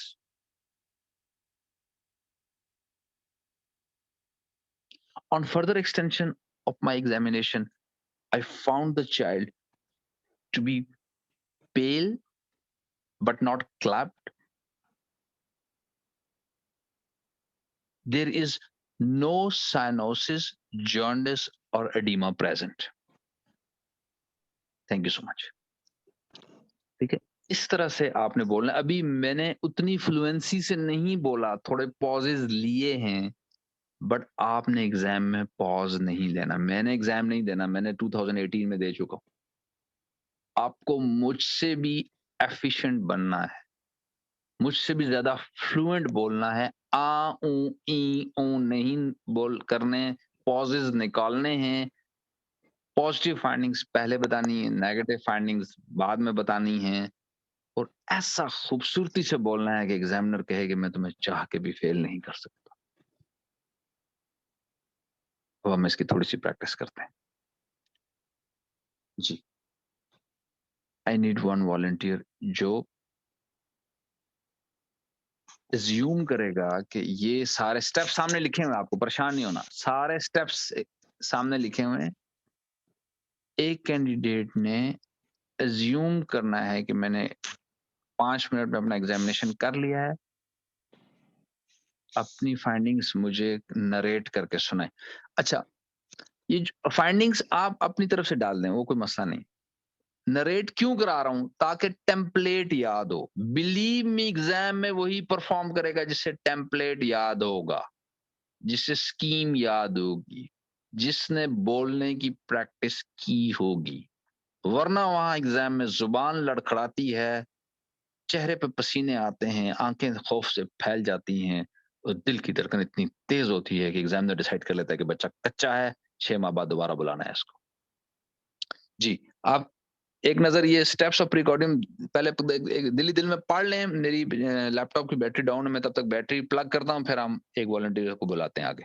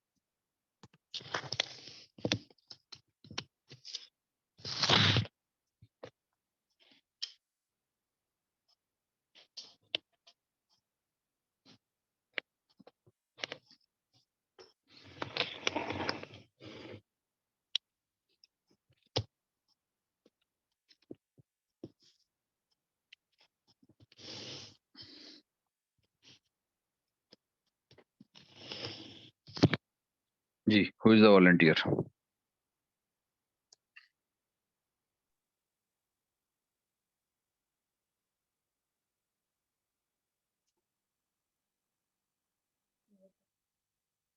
अगर कुछ चीज ना आई तो help बोल दीजिएगा, कोई issue नहीं है। जी, डॉक्टर मुनीबा जली, आपने अपनी फाइंडिंग्स नरेट करके सुनानी है, ठीक है? जैसे मैंने अभी सुनाई थी, I have examined a 5-year-old boy, इसी तरह से आप बोलें आप, और ये स्टेप्स ज़हन में रखिएगा। आपके सामने नजर आ रहे हैं, अगर कोई चीज भूल जाती है तो आप सामने से देख सकती हैं। जी please. Thank you for giving a command. I have examined a 5-year-old child, well cooperative and interested throughout my examination. with no sign of respiratory distress. My patient is pink on room temperature, room air. His height and weight is at 50 percentile. His apex beat is at fifth intercostal space with mid-clavicular line. There is no parasternal heat on palpation. There is no trill palpable. Trachea is centrally placed with no epigastric or supracerebral palpation has been noted. On auscultation, I have appreciated a murmur of 4/6 in grade with pan-systolic murmur radiating throughout the sternum with no radiation.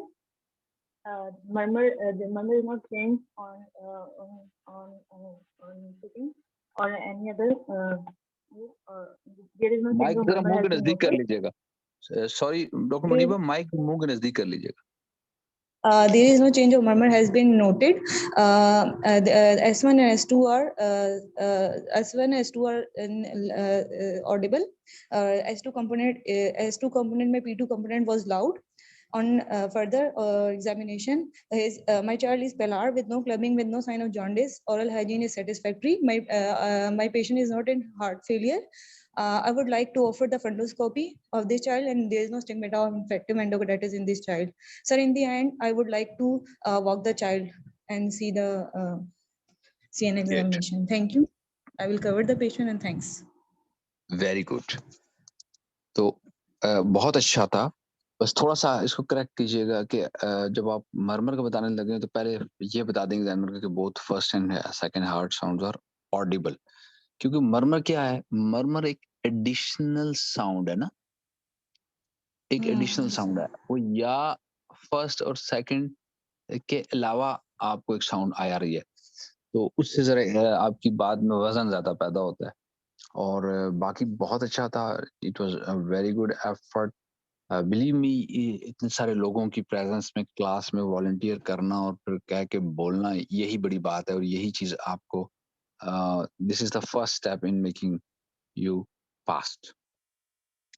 अच्छा, तो अब हो गया है. I think प्रीकॉर्डियम की काफी हमने discussion कर ली है.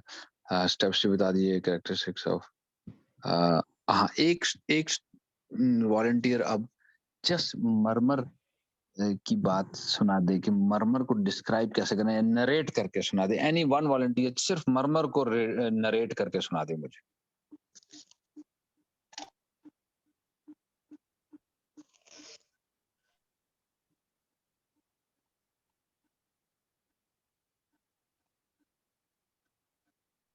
सामने देख के कर लें, कोई इशू नहीं है. प्रैक्टिस कर रहे हैं ना हम. जी, डॉक्टर शौकत अली, आप कोशिश करेंगे?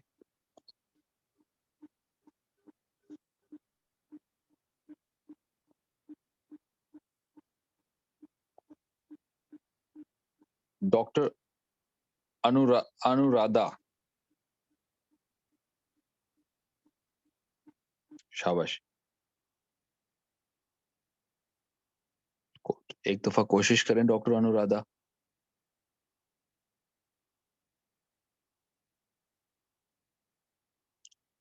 हो गई. Doctor Sanam Daniyal from Karachi,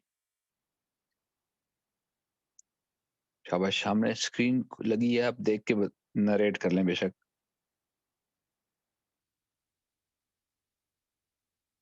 आवाज आ रही है मेरी? ऐसा तो नहीं मेरी आवाज ही नहीं आ रही. Yes, sir, आ रही है. जी डॉक्टर सनम.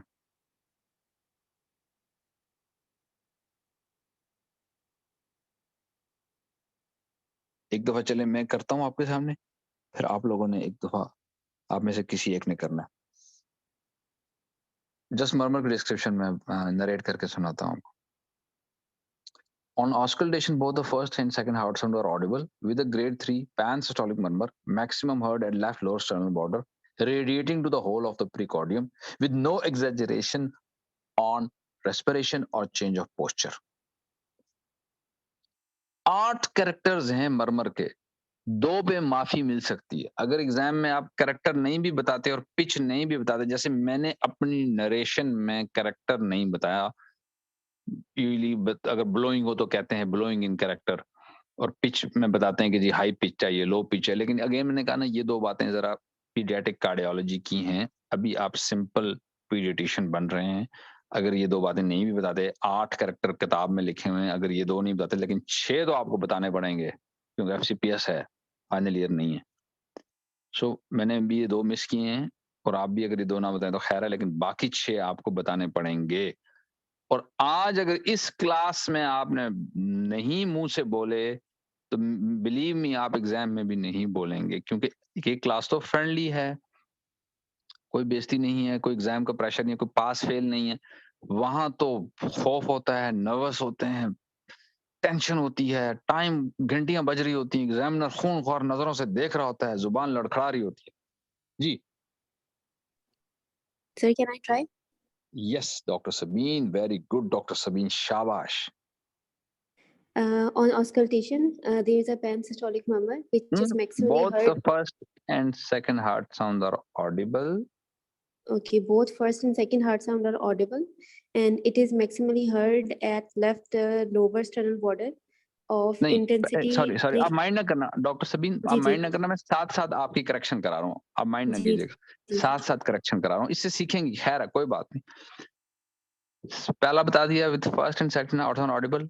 अब सबसे पहले टाइमिंग बताए ना, सिस्टोलिक है, पैन सिस्टोलिक है, डायस्टोलिक है, ये पहले बोले, फिर आप साइट ऑफ मैक्सिमम इंटेंसिटी पे बता, आप ठीक रही हैं, ऑर्डर थोड़ा सा खराब किया। पहले हम एग्जामिनर ये सुनना पसंद करेगा कि ये इसकी टाइमिंग क्या है, सिस्टोलिक है या डायस्टोलिक है, क्या है। दोबारा ट्राई करें, शाबाश, come on.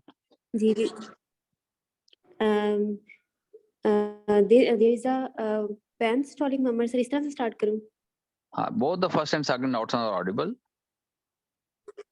Both first and second heart sound are audible, and there is a pan-systolic murmur of grade. अब grade बता दूं, हाँ, of intensity of 3 grade by बता दें, 6. शाबाश। Intensity of 3 by 6, and maximally heard at left lower sternal border, शाबाश। and is Radiating not to? radiating towards back. Okay, not And- radiating anywhere कर लें, not radiating हाँ anywhere. जी, not radiating anywhere. Corrector sir, अब क्या बताऊं? Character pitch चले रहने दें, इफेक्ट ऑफ रेस्पिरेशन पोस्चर बता दें।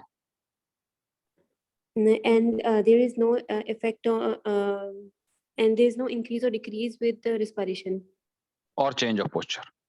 or change of posture. Very good. देखें थोड़ा सा आप लोग, आपने एफर्ट की तो आपने देखें कितना अच्छा बोल लिया, माशाल्लाह आपने। अब आप Thank you, sir. एग्जाम में बिल्कुल भी नहीं परेशान होंगे। तो देखा बाकी स्टूडेंट्स के बोलने से आती हैं चीजें। सभी ने ट्राई किया, मैं थोड़ा सा अटकी, मैंने करेक्शन कराई, फाइनली उन्होंने बिल्कुल ठीक बोला। अब शाबाश, आप में से कोई एक वॉलंटियर करे, फिर से वॉलंटियर करे, कोई एक चीज लैकिंग है। So on auscultation, there are audible heart sounds S1 and S2 with the additional murmur, which is heard over, maximally heard over the left lower sternal border with the Which sorry which murmur आप बताएं ना, कौन सा है, systolic है? systolic murmur. So हाँ, साथ ही on grade बोलें, साथ ही auscultation, ग्रेड बोलें। okay, so on auscultation, there are audible heart sounds with additional pansystolic murmur of grade 4 by 6, which is heard over maximum intensity at left lower sternal border, radiating towards all over precordium, and there is no effect of respiration and change of posture on murmur. जबरदस्त। देखा, doctor रोजीना ने try किया, थोड़ा सा शुरू में गड़बड़ की, मैंने करेक्ट कराया, तो आखिर में कितना खूबसूरत बोल दिया इन्होंने। Very good.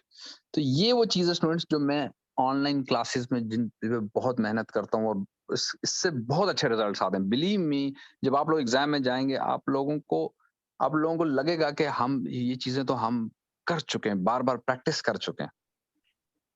अच्छा, अब एक्सक्यूज मी सर, जी सर ये तो वीएसटी के मर्मर्स के लिए था। अगर टॉफ का पेशेंट है उसके लिए हम ग्रेड 2 बोलेंगे।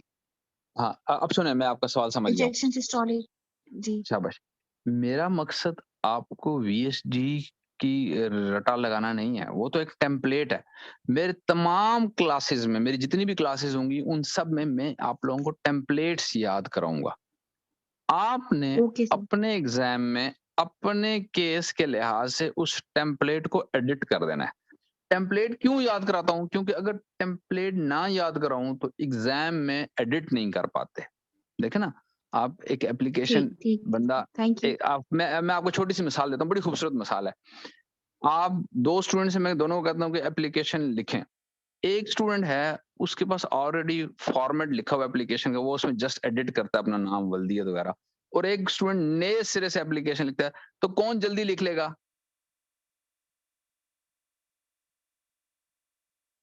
जिसने सर पहले से टेम्पलेट वाला जिसने हाँ सिर्फ जी एडिट किया, टेम्पलेट बना हुआ था उसके पास, उसने जस्ट एडिट किया, वो फौरन लिख के ले आएगा, और दूसरा 2 घंटे लगा के टाइप करेगा और लिखेगा। यही मिसाल बिलीव मी एग्जाम में है। अगर आपने पहले से टेम्पलेट याद किए होंगे, स्कीम्स याद की होंगी, तो एग्जाम में एडिट करना पड़ेगा जस्ट आपको।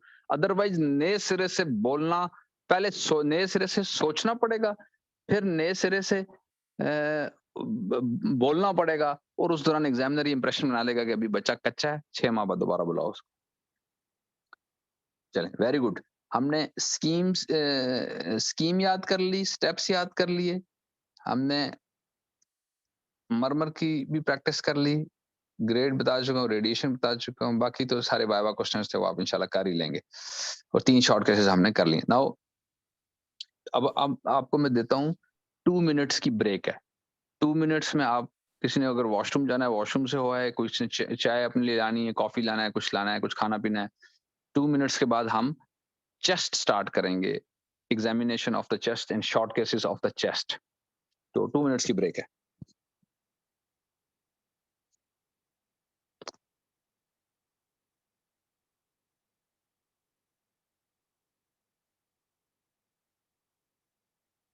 फेल होते हैं क्यों?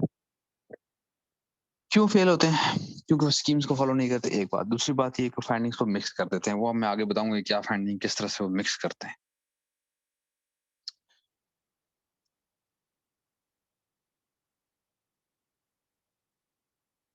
वीडियो में आपको ऑलरेडी दिखा चुका हूँ।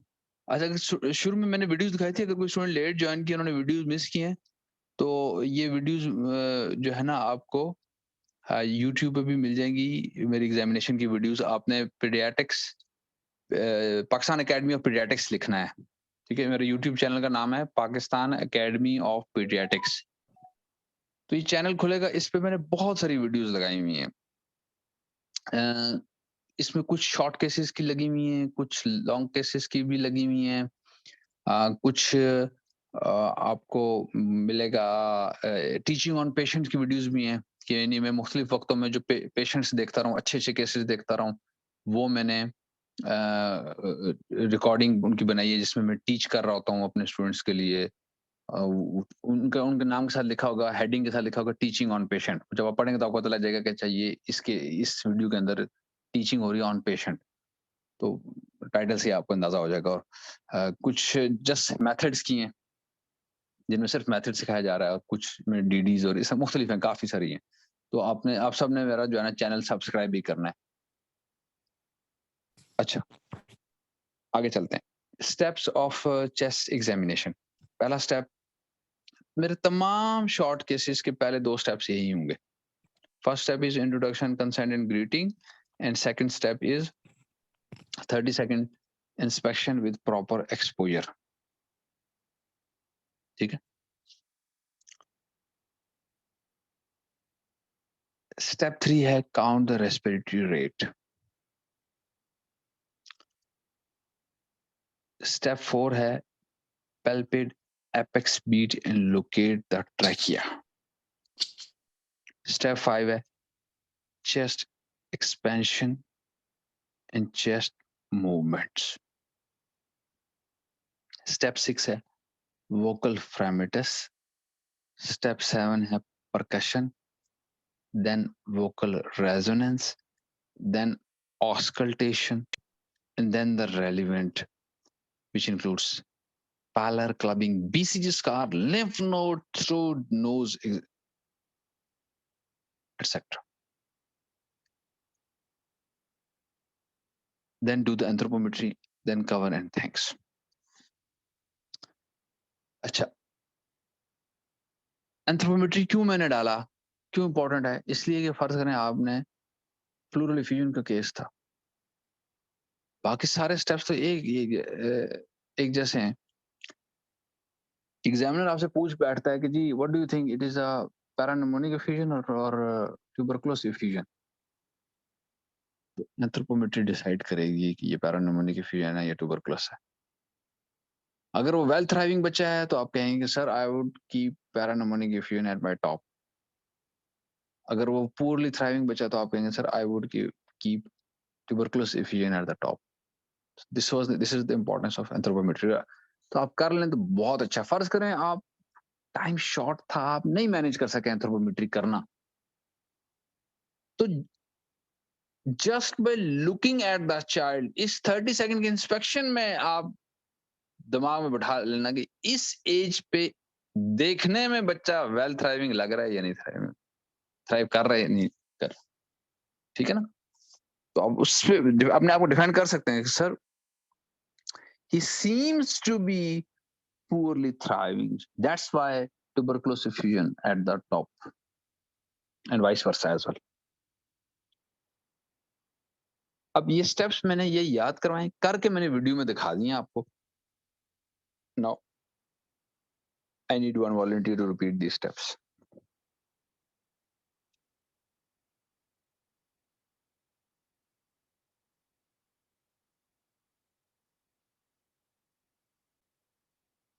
डॉक्टर वसीम हसन साहब, डॉक्टर वसीम इस सामने स्क्रीन लगी हुई है, देख के एक दफा जरा रिपीट कर दें। जी अस्सलाम वालेकुम। सर स्टेप 1 में हम इंट्रोडक्शन, कंसेंट और ग्रेडिंग और स्टेप 2 में 30 सेकंड उसकी इंस्पेक्शन करेंगे, प्रॉपर एक्सपोजर करेंगे। और स्टेप 3 में काउंट, हम रेस्पिरेटरी रेट करेंगे। और नेक्स्ट स्टेप में हम उसको एपिक्स बीट को पल्पेट करेंगे और लोकेट करेंगे ट्रैकिया को। और चेस्ट स्टेप 5 में चेस्ट एक्सपेंशन और मूवमेंट। और स्टेप 6 में वोकल फ्रेमेटस देखेंगे, उसे 3-3 कह के वो चेक करेंगे। और स्टेप 7 में परकशन। स्टेप 8 में वोकल रेजोनेंस। और स्टेप 9 में ऑस्कल्टेट करेंगे जहाँ पे उसका और स्टेप 10 में सर फिर हम उसका फिजिकल एग्जामिनेशन में जैसे pallor, clubbing, BCG scar mark, lymph nodes, throat, nose और उसको एग्जामिन करेंगे। और स्टेप 11 में एंथ्रोपोमेट्रिक मेजर्स कि ये पैरानिमोनिक है या ट्यूबरकुलस है, उसकी वो देख के भी हम उसको जो 30 सेकंड्स में हम इंस्पेक्शन में भी आइडिया ले सकते हैं। और फिर एंड पे उसको कवर करेंगे और थैंक्स बोलेंगे। शाबाश, very good, thank you. One more volunteer. मैं आपसे पूछना चाह रही थी, ये वोकल फ्रेमेटस अब नहीं करते हैं क्या? ये ऑब्सोलेट हो गया? हाँ हाँ, अब कुछ नहीं लोग कह रहे करते हैं, सुन कुछ लोग कहते हैं कि ये ऑब्सोलीट हो गया, ना करें, लेकिन कुछ पुराने एग्जामिनर्स एक्सपेक्ट करते हैं, तो आप एग्जामिनर को मौका ना दें, आप कर डालें, हार्डली 10 सेकंड लगेंगे। क्योंकि कोई पता नहीं, कोई पुराना एग्जामिनर बाबा हो गया जी आपने क्यों नहीं किया, अब आप उसे कैसे डिफेंड करते फिरेंगे। सो कर लेना में मसला नहीं है, ना करने में मसला, इसलिए बेहतर है कि कर लें। इसका जवाब ही है। अच्छा जी, ये डॉक्टर फरियाल आप भी एक दफा स्टेप्स रिपीट कर दें एक दफा, और हम आगे चलते हैं। सर हम फर्स्ट ऑफ ऑल तो हम जो है वो इंट्रो और कंसेंट करेंगे और ग्रीट करेंगे पेशेंट को, देन 30 सेकंड के लिए इंस्पेक्ट करेंगे। सर इसका हम ऐसे ही करेंगे ना कि I have examined a 10-year-old child, say for example, and on it, he's cooperative and conscious during my examination. He has no dysmorphism or any sign of distress. On inspection, he has no any chest deformity. His respiratory rate is 33 breaths per minute. Apex is in 5th intercostal space, medial to mid-clavicular line, and trachea is central. Its chest expansion is decreased on right side, and vocal frematus is increased. Percussion node is dull, and vocal resonance is also increased. On auscultation, there are crepitations, present in the right mid and lower zone. And on extension of my examination, he's pale, having grade 2 clubbing. BCG scar is negative, and lymph node are not palpable, and the ENT examination is normal. And he seems to be his anthropometry में हम अगर बता दें कि he has height of say for example was 0.4 centimeter and weight is 16 kg, and OFC is 45 centimeter. He seems to be क्या कहना चाहिए failure to thrive, and but I want to put them on centile charts. Very good. And I will cover and say thank you to the patient. Cover और thank you के marks हैं. सो जब भी scheme सुनाए मुझे cover and thank you बोलना है. आज बोलेंगे तो कल करेंगे, आज बोलेंगे तो कल करेंगे. Anyhow doctor Farail, it was a very good effort. अच्छा, आगे चलते हैं, आगे चलते हैं.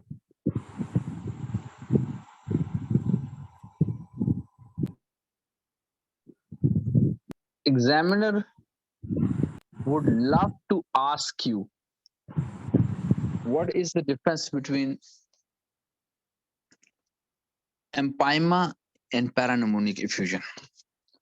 Empyema mein pH will be less than 7.2. In paraneumonic effusion, the pH will be more than 7.2. In empyema, the pleural fluid effusion mein jo sugar hogi, that will be less than 40. In paraneumonic, it will be more than 60. In empyema, the LDH is raised more than 1000. In paraneumonic effusion, the LDH will be less. So, pH जिसकी कम है उसका LDH ज्यादा है, तो जिसकी pH ज्यादा है उसका LDH कम है. ठीक है. एम्पाइमा में चूंकि नंबर, ये याद करने के लिए बता रहा हूँ, एम्पाइमा में चूंकि पस है, बैक्टीरिया ज्यादा होंगे तो शुगर और कम हो जाएगी, सब बैक्टीरिया सारी शुगर खा रहे हैं. न्यूमोनिया में रिलेटिवली एम्पाइमा की निस्बत कम बैक्टीरिया हैं, तो शुगर उतनी कम नहीं है.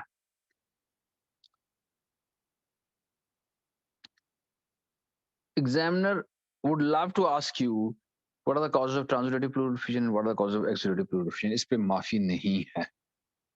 ट्रांसुडेटिव वो कंडीशंस होती हैं जिनमें ऑनकोटिक प्रेशर कम हो जाता है, जैसे हार्ट फेलियर है, हेपेटिक सिरोसिस है, हाइपोप्रोटीनीमिया है, नेफ्रोटिक है. वो तमाम कंडीशन जिसमें प्रोटीन लूजिंग कंडीशंस होती हैं या ऑनकोटिक प्रेशर कम हो जाता है, या फेलियर्स कह लें, सादा लफ्जों में failures, liver failure, heart failure, renal failure. Exudative pleural effusion वो होती हैं तमाम कंडीशंस हैं जिनमें कहीं ना कहीं इन्फ्लेमेशन, कहीं ना कहीं इन्फेक्शन एंड इन्फ्लेमेशन के प्रोसेसेस चल रहे हैं या मैलिग्नेंसीज चल रही हैं. May be tuberculosis, may be autoimmune disorders, autoimmune में भी इन्फ्लेमेशन चल रही होती है ना, या मैलिग्नेंसी. बस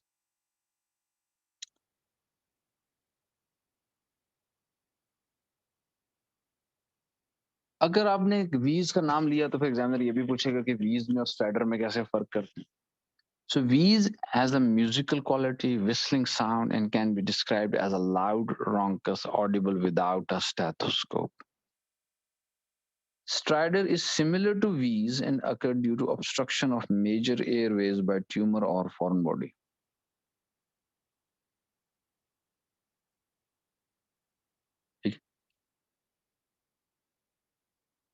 फर्क क्या है? वीज आ रही है स्मॉलर एयरवेज से, स्ट्राइडर आ रहा है लार्जर एयरवेज से, जो मेजर एयरवेज की ऑब्स्ट्रक्शन से. स्ट्राइडर में भी किसी ट्यूमर की वजह से हो सकता है, फॉरेन बॉडी की वजह से हो सकता है, या कोई लेरिंगोमलेशिया वगैरह, ट्रैकोमलेशिया, उससे भी हो सकता है. Wheeze is due to narrowing of small airways. Stridor is audible only during inspiration. Stridor is audible only during inspiration. पक्का याद कर ले. When you're doing chest examination, you have to tell on inspection about, you have to comment on the shape of the chest. You have to comment whether Is there any pectus excavatum or carinatum or any other chest deformity present? That shows that you are very efficient.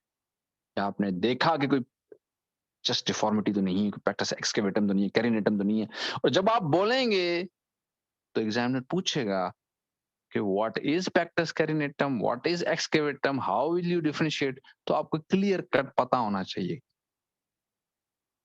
Carinatum is called pigeon chest, excavatum is called funnel chest. excavatum में केव का word आता है, और केव क्या होता है? गार. और गार कहाँ होते हैं? पहाड़ों के अंदर होते हैं. इट मींस excavatum में चेस्ट अंदर की तरफ धंसी होगी, और इसी का वाइस वर्सा कैरिनेटम है जिसमें चेस्ट थोड़ी बाहर की तरफ प्रोमिनेंट होगी. गार खुद से कोई नहीं बनाता, गार कुदरती होते हैं, पहाड़ों में कुदरती बने हुए होते हैं. इससे याद रख लें कि एक्सकेवेटम कोई बीमारी नहीं बनाती, बल्कि ये एनॉमली है, एक डेवलपमेंटल एनॉमली है. जैसे गार एक कुदरती चीज है, इसी तरह एक्सकेवेटम भी एक कुदरती एनॉमली थी. इसके मुकाबले में जो कैरिनेटम है वो किसी डिजीज की वजह से होता है, may be a chronic respiratory disease, may be due to rickets as well. Please do remember, one of the sign of rickets is pectus carinatum. One of the sign of rickets is pectus carinatum.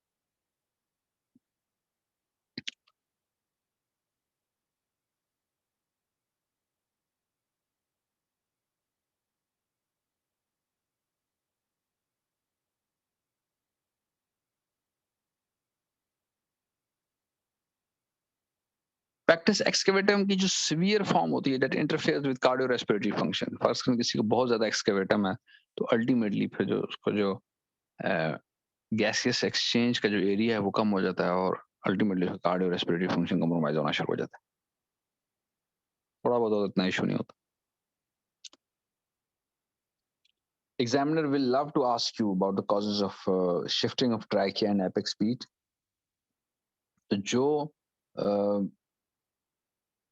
conditions हैं which pull the mediastinum towards the disease,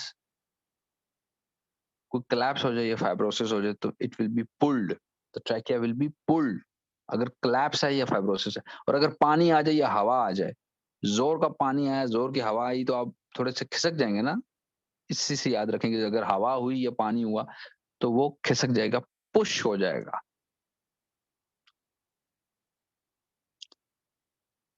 शुरू में मैंने एक बात कही थी कि chest की एग्जामिनेशन में स्टूडेंट्स फेल होते हैं. फेल क्यों होते हैं इस स्लाइड में बताऊंगा. फाइंडिंग्स मिक्स कर जाते हैं. पैरामीटर्स को इंक्रीज बोल रहे होते हैं और रेजोनेंस को डिक्रीज बोल रहे होते हैं. ऐसा ना कीजिए. जो वोकल पैरामीटर्स के इंक्रीज होने के कॉजेज हैं वही वोकल रेजोनेंस के इंक्रीज होने के कॉजेज हैं. अगर वोकल पैरामीटर्स डिक्रीज बोल रहे हैं तो रेजोनेंस को भी डिक्रीज ही बोलेंगे. अगर कंसोलिडेशन होगी, कैविटेशन होगी, फेफड़ा थोड़ा खोखला होगा, तो खाली बर्तन आवाज ज्यादा देता है, वोकल पैरामीटर्स इंक्रीज हो जाएगा. अगर बर्तन में पानी भरे, हवा भर दें, खाली बर्तन नहीं होगा तो आवाज कम आएगी, सो वोकल पैरामीटर्स डिक्रीज होगा. खूबसूरत तरीका याद रखने का, कोई रटा नहीं लगाना. अलबत्ता कोलैप्स में थोड़ा सा एक ट्विस्ट है. कोलैप्स को समझना है कि ये कोलैप्स क्या चीज है, और collapse with patent main bronchus क्या चीज होती है, और collapse with obstructed main bronchus क्या चीज होती है. ऐसे रट्टा लगा के नहीं चले जाना. कोलैप्स का मतलब ये है कि लंग कोलैप्स हुआ है, पिचका हुआ है. With patent main bronchus means कि जो मेन ब्रोंकस है अभी वो खुला है, वहां से एयर एंटर हो रही है और एग्जिट भी कर रही है, एंट्री भी मार रही है और निकल भी रही है, क्योंकि मेन ब्रोंकस जो पेटेंट है. तो इसका मतलब है कि ये पेशेंट इतना सीरियस नहीं है. एटलीस्ट गैसियस एक्सचेंज हो रहा है. गो के ये कोलैप्स है, लेकिन गैसियस एक्सचेंज हो रहा है क्योंकि मेन ब्रोंकस ओपन है, एयर एंटर भी हो रही है और निकल भी रही है. तो आवाज ज्यादा ही आएगी. तो आप कहेंगे कि वोकल पैरामीटर्स बढ़ गया है. इसी का वाइस वर्सा क्या है कि कोलैप्स है, लेकिन जो पेटेंट जो मेन ब्रोंकस है वो पेटेंट नहीं है, वो ऑब्स्ट्रक्टेड है. इसका मतलब है जो एयर अंदर आ गई है अब वो वापस निकल नहीं रही, अंदर एयर ट्रैप हो गई है. तो मैंने पहले कहा कि अगर खाली बर्तन तो आवाज देता है, लेकिन अगर बर्तन में हवा हो या पानी हो तो खाली नहीं रहेगा, तो आवाज नहीं आएगी। तो यहाँ पे भी चूंकि वो ऑब्स्ट्रक्टेड है, अंदर हवा रिटेन हो गई है, बाहर नहीं निकल रही, तो बर्तन भर गया है, आप वोकल फ्रेमिटस को डिक्रीज्ड बोलेंगे, इसी तरह वोकल रेजोनेंस को भी डिक्रीज बोलेंगे। ये कॉन्सेप्ट है, याद रखना है। लेकिन ये भी याद रखना है अगली बात, कि एक ऐसा बच्चा जिसको कोलैप्स भी हो और फिर मेन ब्रोंकस ऑब्स्ट्रक्ट भी हो जाए, तो वो सीपीएसपी के इम्तिहान में थोड़ी रखा होगा, वो किसी आईसीयू में होगा और उसके नजदीक तलावत की जा रही होगी। यानी वो बंदा आई सिक होगा ना, बच्चा दुआएं मांगी जा रही होंगी, वो शदीद एंजाइटी टेंशन वाली स्टेट में होगा, वो एग्जाम में नहीं रखा हुआ होगा। तो आप खुदा के लिए किसी बच्चे का ये ना कह देना कि सर इसको तो कोलैप्स भी है और इसका मेन ब्रोंकस भी ऑब्स्ट्रक्टेड है। वो पॉसिबल नहीं है कि उसको सीपीएसपी एग्जाम में रखा गया हो। लेकिन कॉन्सेप्ट क्लियर रखना, वैसे वाइवे में पूछ सकते हैं आपसे। आगे चलें।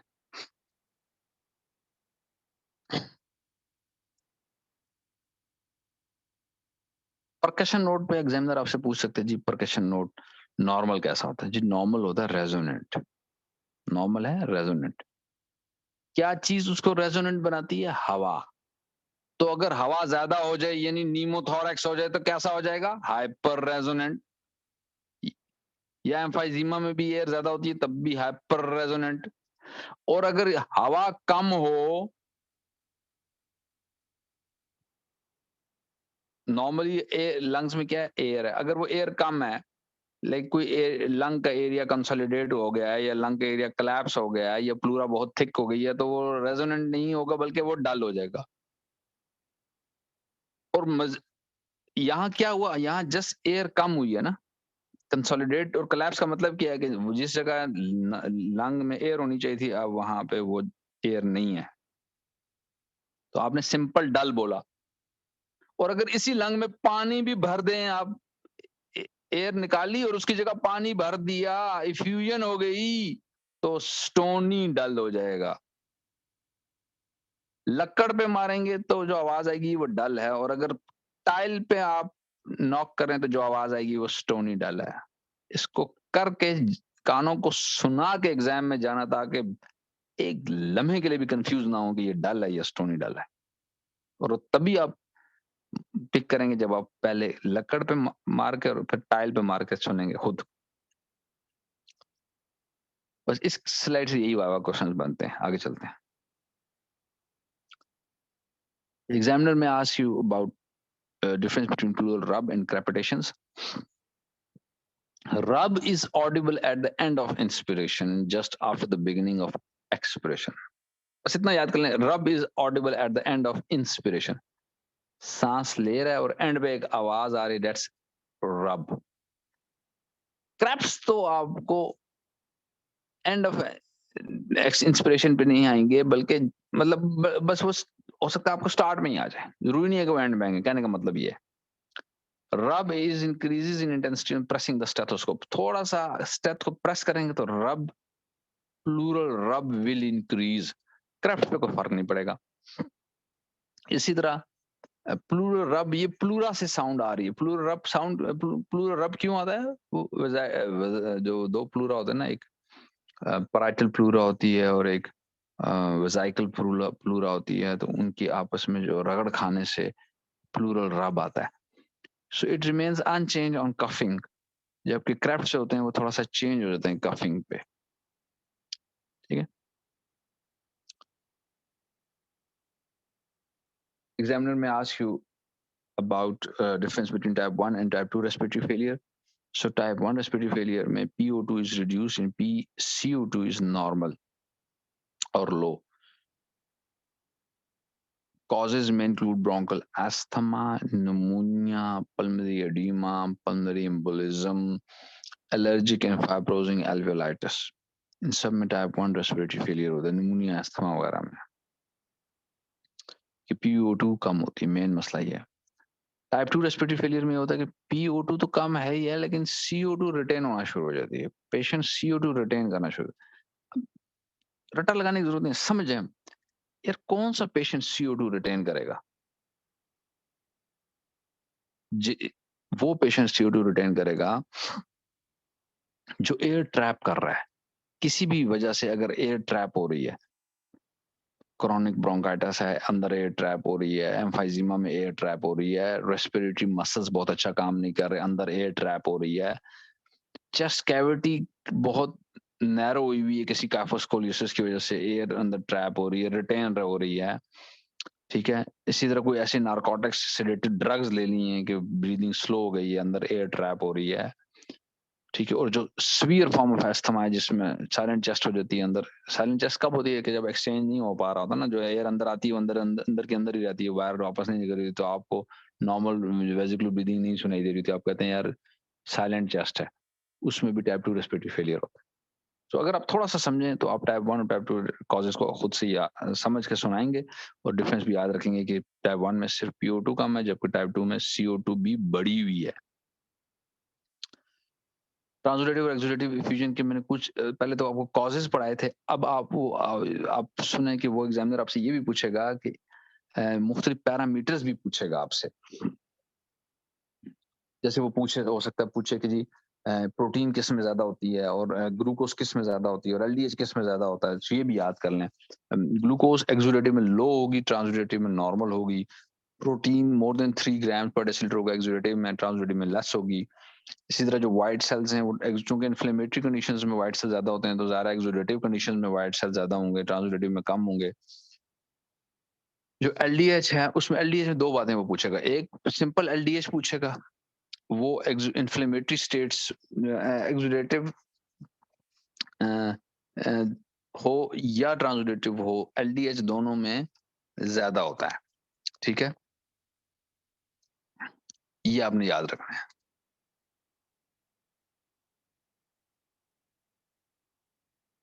पॉजिटिव ऑर्गेनिज्म नमूनिया के पूछ सकता है वो आपसे, ठीक है। यह आपका टेबल एग्जैक्ट नेल्सन में बना हुआ है, आप याद रख लें कि न्यूबॉर्न में E coli group B streptococcus important है। फिर जो 6 माह से ऊपर वाले बच्चे हैं उनमें रेस्पिरेटरी सिंसिटिव वायरस इंपॉर्टेंट है। नीमोकोकस किसी भी एज में आ सकता है, नीमोकोकस इन्फेंट में भी आ सकता है और ओल्डर चिल्ड्रन में भी आ सकता है। और जो थोड़े बड़े बच्चे होते हैं, ओल्डर चिल्ड्रन 6-7 साल में, उनमें माइकोप्लाज्मा और एटिपिकल नमूनिया भी कॉमन है। तो ये आपने थ्योरी में पढ़ा हुआ था, इसकी ज्यादा डिटेल में मैं नहीं जाता, एक दफा देख लीजिएगा किताब से। नमूनिया की 3 स्टेजेस हैं जो पैथोलॉजिकली डिफाइन की गई हैं, एक स्टेज ऑफ रेड हेपेटाइजेशन, एक स्टेज ऑफ ग्रे हेपेटाइजेशन, एक स्टेज ऑफ रेजोल्यूशन है। समटाइम ये भी पूछ लेते हैं कि जी कोई बहुत अच्छा वाइवा दे रहा हो तो उसे भी पूछ लिया जाता है कि जी कौन कौन से स्टेजेस हैं नमूनिया की, पैथोलॉजिकल स्टेजेस, ठीक है। स्टेज ऑफ रेड हेपेटाइजेशन में ब्रोंकल ब्रीदिंग आ रही होती है, स्टेज ऑफ ग्रे हेपेटाइजेशन में tubular type of bronchial breathing आ रही होती है, और स्टेज ऑफ रेजोल्यूशन में कोर्स क्रैकल्स आ रहे होते हैं। चलें, आई नीड 1 वॉलंटियर। अब हम शॉर्ट केसेस करने लगे।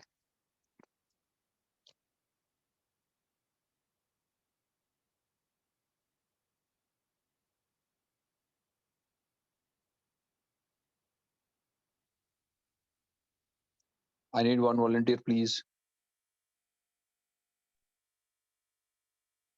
A 5-year-old boy present to you with increased vocal frequency and increased vocal resonance. There is bronchial breathing in the right middle zone of chest. The percussion node is dull in the right middle zone of the lung. Trachea is pulled toward the right side. So my diagnosis is it is likely due to consolidation pneumonia. Very good, shabash. So my first differential is consolidation. Yes, Most likely due to pneumonia. ठीक है. Your first differential ये होगी. Second differential. Second differential, it can be collapse. Collapse. Any shabash. cavitation. Parapneumonic effusion भी इस तरह से present कर सकता है। नहीं नहीं अब थोड़ा सा गलत हो गई है ना, आप थोड़ा सा गलत करती हैं। ओके। पहली 2 आपने ठीक बताई, तीसरी वो बताया ना जो मैंने बताई थी collapse with patent main bronchus. collapse. Okay. With patent main bronchus, ये भी बताना है. Obstructed Okay, नहीं, हाँ, patent वाला तो एग्जाम में आ सकता है ना. Yes, ठीक है. because वो increase vocal fragments के साथ present करता है, ठीक. Good. So बहुत जबरदस्त आपने diagnosis भी ठीक बताया और differentials भी ठीक बताई. So cavitation, fibrosis, and collapse with patent main bronchus, these are the differential diagnosis. Consolidation को first पे रखें और इनको बाकी DDs में रख लें. अगर आप consolidation बोलते हैं तो cavitation को DD बता दें. जी, थैंक यू डॉक्टर साहब. अब एक नेक्स्ट कैंडिडेट कोई और आ जाए, आप वॉलंटियर करें. शाबाश. कोई मुश्किल नहीं है, अगर आपको नहीं आएगा आप हेल्प बोलेंगे, मैं बताऊंगा.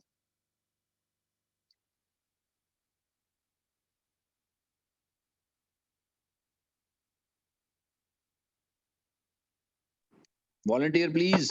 A 5-year-old. A 5 years old. मैं बोलूं?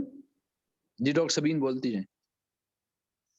A 5 years old boy presented to you with left-sided bulge in the chest with decreased chest movements on the left side and decreased vocal firmitus and decreased vocal resonance. There is decreased breathing in the left lower zone of chest. The percussion note is tony dull in the left lower zone of the lung. Trachea is pushed toward the right side. Sir, my diagnosis is pleural effusion. ठीक है. Differentials. Differential empyema and help.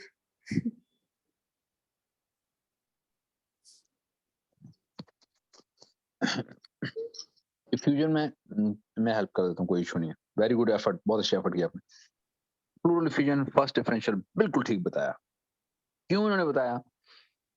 क्योंकि vocal resonance, vocal फ्रेमिटस दोनों decrease थे left side पे और left side पे air entry भी कम थी और परकशन नोट भी स्टोनी डाल था. ये वो चीज है जो मैं आपको सिखाना चाहता हूँ आज की क्लास में, कि फाइंडिंग किसी एक तरफ लेके जानी है. अगर आप वोकल फ्रेमिटस और वोकल फ्रेमिटस इंक्रीज बोल रहे हैं तो रेजोनेंस को भी इंक्रीज्ड बोलना है. उसके बाद फिर परकशन नोट को फिर स्टोनी डल नहीं बोलना, फिर सिंपल डल बोलना है, ताकि एग्जामिनर को समझ आए कि तमाम फाइंडिंग कंसोलिडेशन की तरफ जा रही हैं. अगर आपने वोकल रेजोनेंस, वोकल फ्रेमिटस को डिक्रीज बोला, कम कहा, तो फिर एयर एंट्री को भी कम बोलना है, फिर परकशन नोट को भी स्टोनी डल बोलना है, ताकि एग्जामिनर को क्लियर पता लगे कि ये प्लूरल इफ्यूजन की तरफ केस जा रहा है. जब एग्जामिनर को ये इंप्रेशन जाए ना कि स्टूडेंट कंफ्यूज्ड है, इससे यही समझ नहीं आ रही कि ये कंसोलिडेशन है या फ्यूजन है, कोई फाइंडिंग ये इफ्यूजन की बोल रहा है और कोई फाइंडिंग ये कंसोलिडेशन की बोल रहा है, बस वो उधर ही इंप्रेशन बना लेता है कि स्टूडेंट भी कच्चा है, 6 माह बाद दोबारा बोला. ये काम नहीं करना.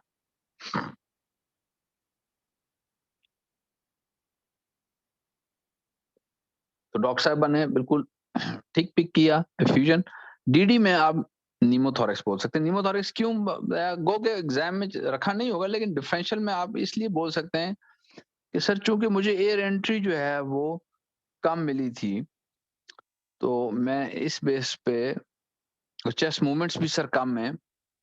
एक साइड पे सर, लेफ्ट साइड पे मुझे चेस्ट मूवमेंट भी कम मिली, मुझे वोकल फ्रेमिटस, वोकल रेजोनेंस भी मुझे कम मिला, मुझे उस पे एयर एंट्री भी अच्छी नहीं थी, तो मैंने इसलिए न्यूमोथोरेक्स भी डिफरेंशियल में रख लिया है. और collapse with obstructed main bronchus आपने बोलना है कि sir although these children are very sick, theoretically I can keep this in my differential, although not in this patient, but sir ये भी differential में आ सकता है. collapse with obstructed main bronchus भी सर मेरे differentials में आ सकता है, गो कि इस बच्चे में नहीं है, लेकिन आ सकता है मेरे differentials में. इस तरह से आपने बात करनी है, ठीक है. हर चीज को आपने डिफेंड जरूर करना है. वेरी गुड, शाबाश. नाउ सिनेरियो नंबर 3, दो चीजें आपको क्लियर हो गई है ना। पहला हमने सिनेरियो किया, आपको पता लग गया कि अच्छा ये फाइंडिंग कंसोलिडेशन की तरफ जा रही है और मुझे हमें डीडी में क्या बोलना है। दूसरा फाइंड आपको पता लग गया कि फ्यूजन में की तरफ जा रही है और डीडी में मुझे ये दो चीजें बोलनी है। अच्छा अब ये तो अच्छा निमोनिया ये टीबी डीडी नहीं है, डीडी आपने ये बोलनी है।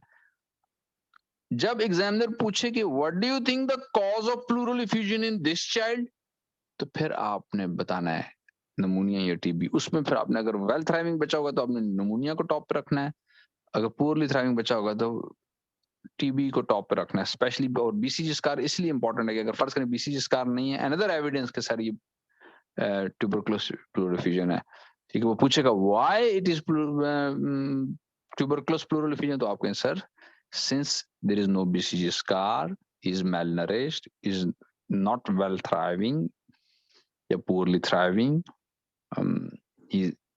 that's the reason I would consider tuberculosis pleural effusion.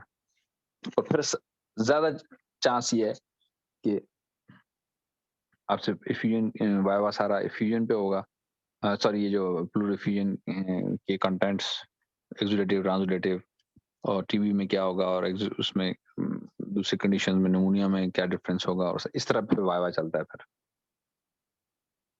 दो हमने शॉर्ट केसेस खूबसूरती से आप लोगों ने कर ली। Now let's move to the third short case. जी वॉलंटियर प्लीज।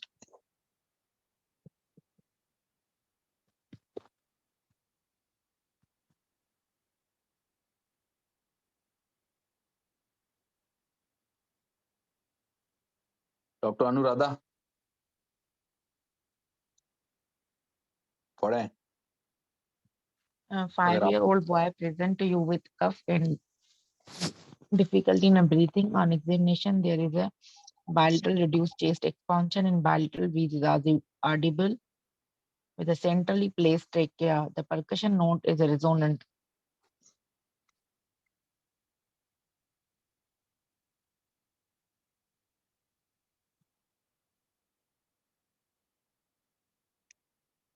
शाबाश।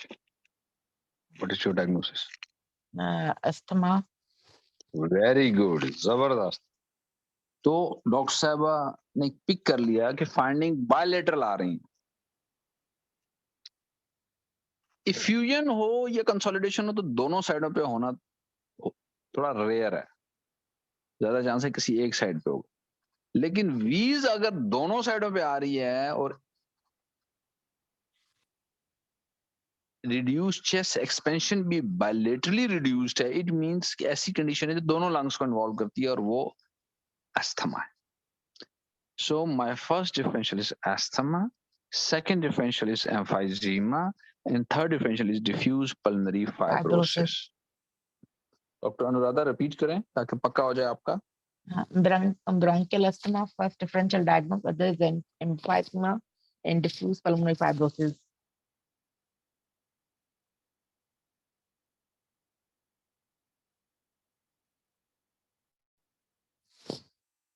आवाज आई सर? The DD is emphysema and diffuse pulmonary fibrosis. Sir इसमें सिस्टिक फाइब्रोसिस रख सकते हैं इस सिनेरियो में?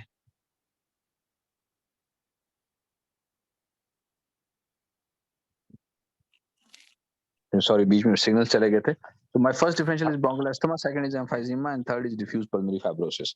Very good. सर इसमें सिस्टिक फाइब्रोसिस रख सकते हैं इस सिनेरियो में? अच्छा सिस्टिक फाइब्रोसिस अगर बच्चा पूरली थ्राइविंग हो, क्लबिंग हो, फिर आप रख सकते हैं। थ्राइव भी पूरली कर रहा हो, क्लबिंग भी हो, या कोई नेजल पॉलिप हो, फिर आप रख सकते हैं ना। क्योंकि जब आप बोलेंगे सिस्टिक फाइब्रोसिस तो अगला एग्जामिनर का सवाल होगा what are the features regarding cystic fibrosis are present in this patient. तो कोई एक दो फीचर्स हों तो आप फिर आप बोल सकते हैं। ओके सो हमने 3 शॉर्ट केसेस भी कर लिए, ठीक है। वाइवा क्वेश्चंस भी मैंने आपको तैयार करवा लिए। अब थोड़ा सा नरेशन की प्रैक्टिस करेंगे, नरेट करना कैसा है। जी नरेशन में जो नरेशन सुनाएगा ना, पहले जो पहला वॉलंटियर है वो कंसोलिडेशन की फाइंडिंग हमें नरेट करके सुनाएगा, दूसरा वॉलंटियर हमें इफ्यूजन की फाइंडिंग नरेट करके सुनाएगा। जी, कंसोलिडेशन की फाइंडिंग्स नरेट करके कौन सुनाएगा?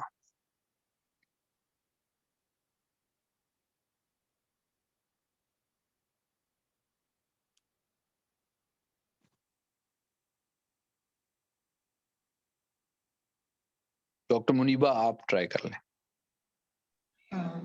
Thank you for giving me a command. I have examined a 4-year-old child, well interactive, cooperative throughout my examination. My child is not in respiratory distress. His respiratory rate is 28 breaths per minute with the apex beat at the fourth intercostal space and mid-clavicular line. Trachea is centrally placed.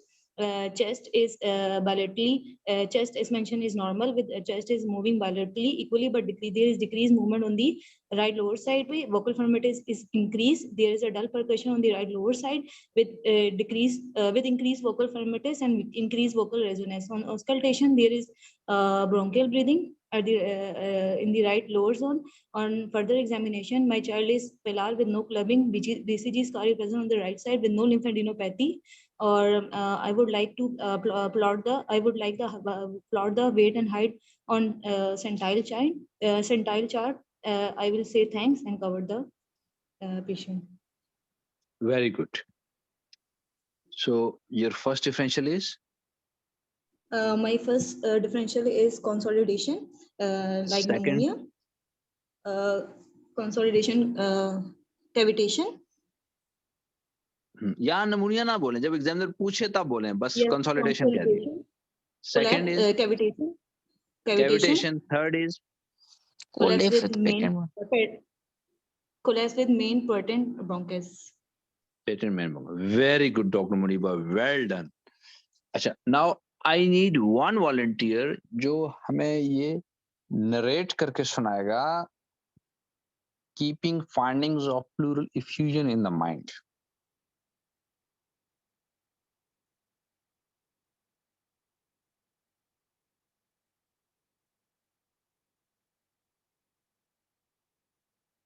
Doctor फरियाल, आप try करेंगी?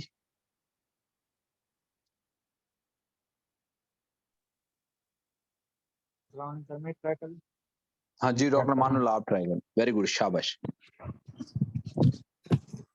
I examined the 10-year-old boy whose conscience cooperated during my examination with signs of obvious respiratory distress in the form of subcostal intercostal recession, having respiratory rate of the 60 breath per minute.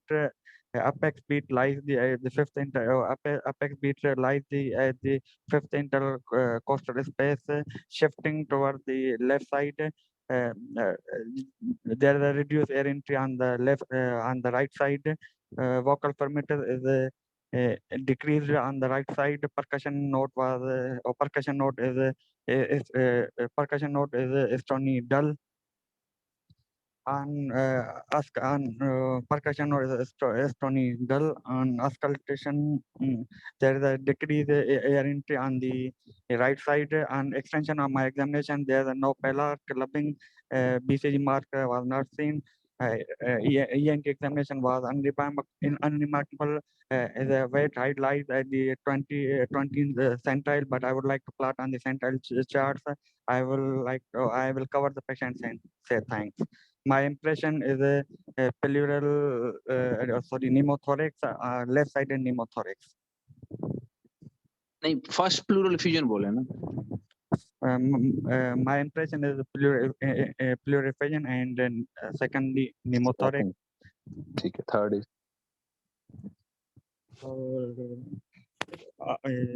collapse with obstructive main bronchus. Very good, शाबाश। अच्छा, well done, very good doctor Manullah, बहुत अच्छा किया, well done.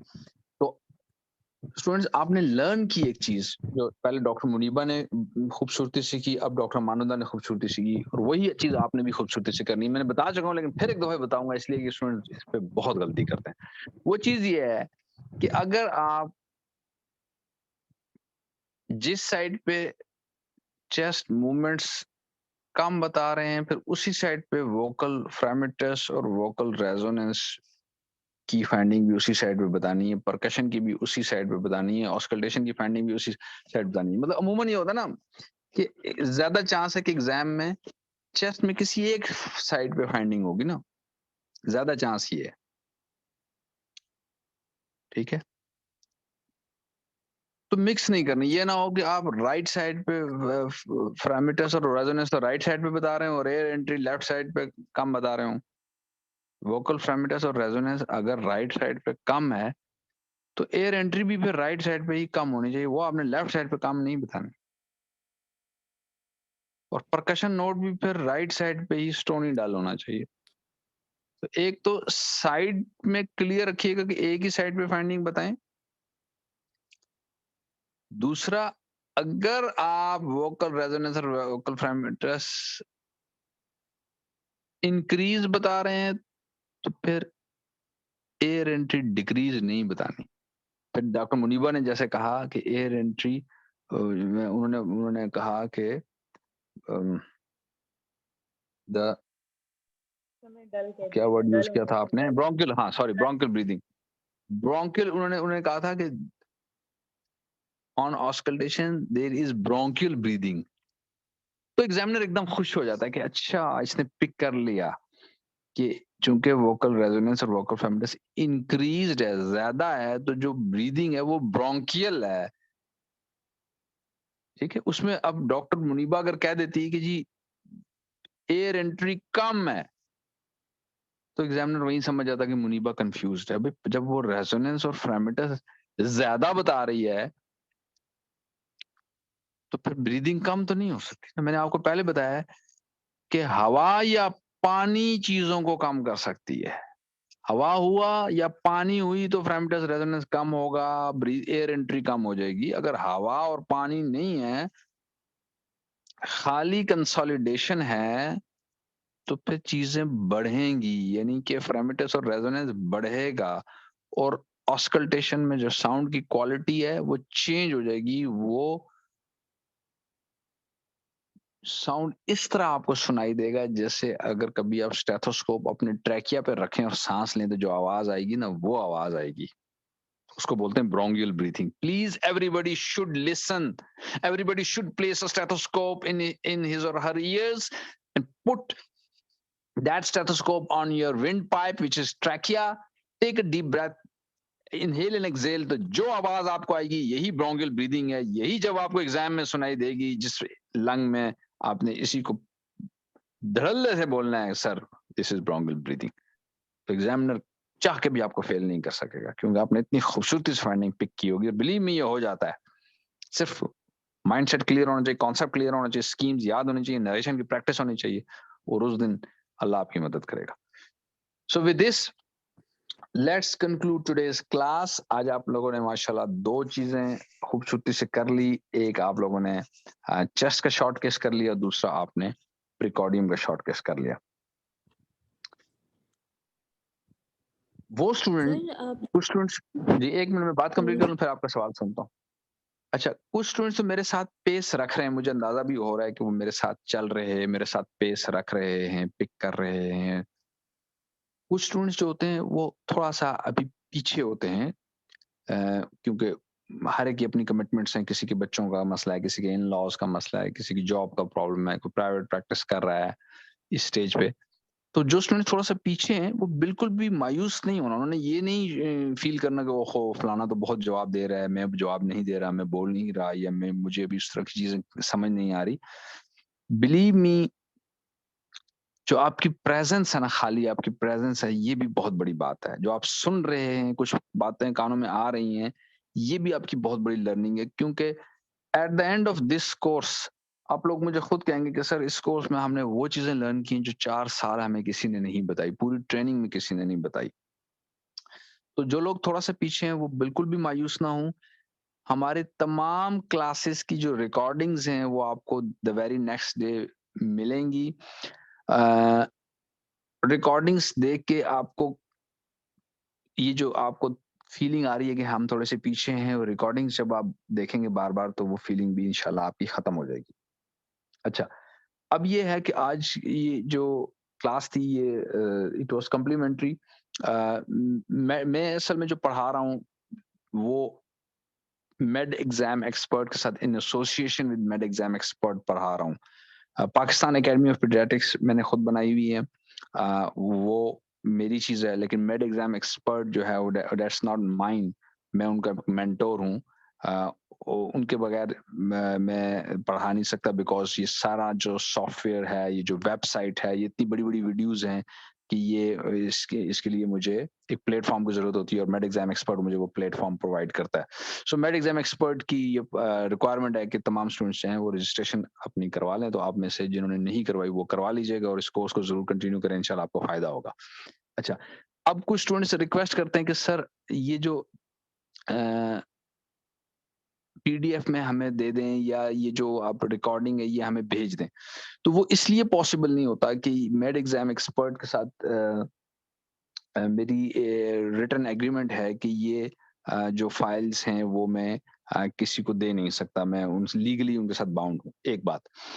और दूसरा, जो recording जितनी भी क्लासेस की होगी, देखें ये 3-3 घंटों की रिकॉर्डिंग, आज हमने 9 बजे क्लास शुरू की और 12 बजे हमने क्लास खत्म की, तमाम क्लासेस ऐसे ही होंगी।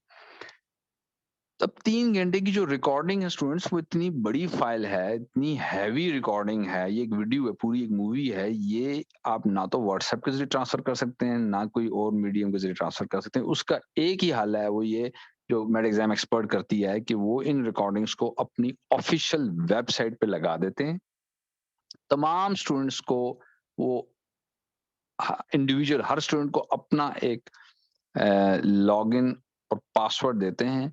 वो स्टूडेंट वहां जाता है वेबसाइट पे, वो लॉगिन और पासवर्ड डालता है, और जब चाहे वो रिकॉर्डिंग वो देख सकता है।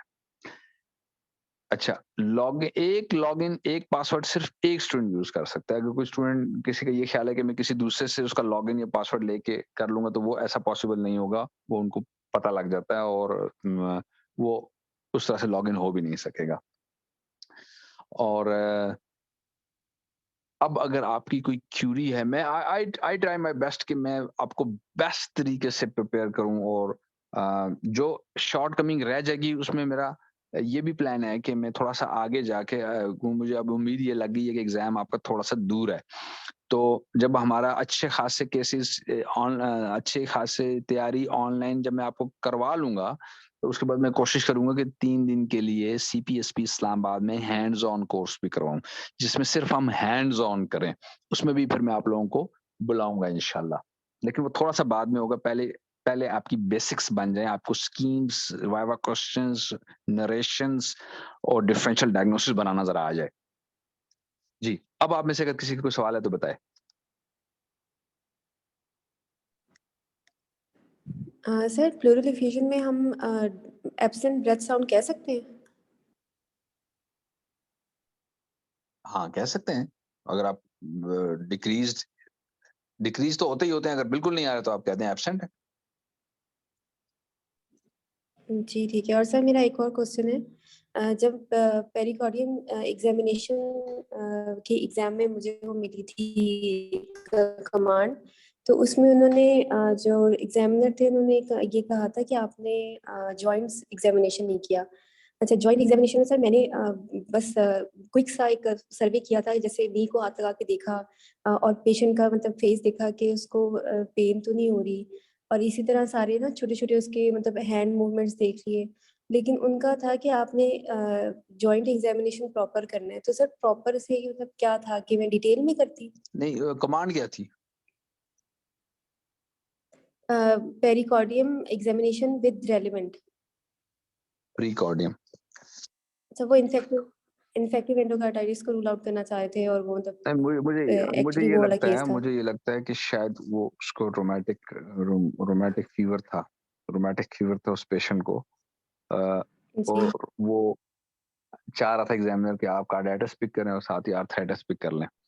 अदरवाइज कभी भी एग्जामिनर आपको ये नहीं कहेगा, कमांड प्रीकॉर्डियम की दे के कभी भी नहीं चाहेगा कि आप डिटेल लोकोमोटर करें।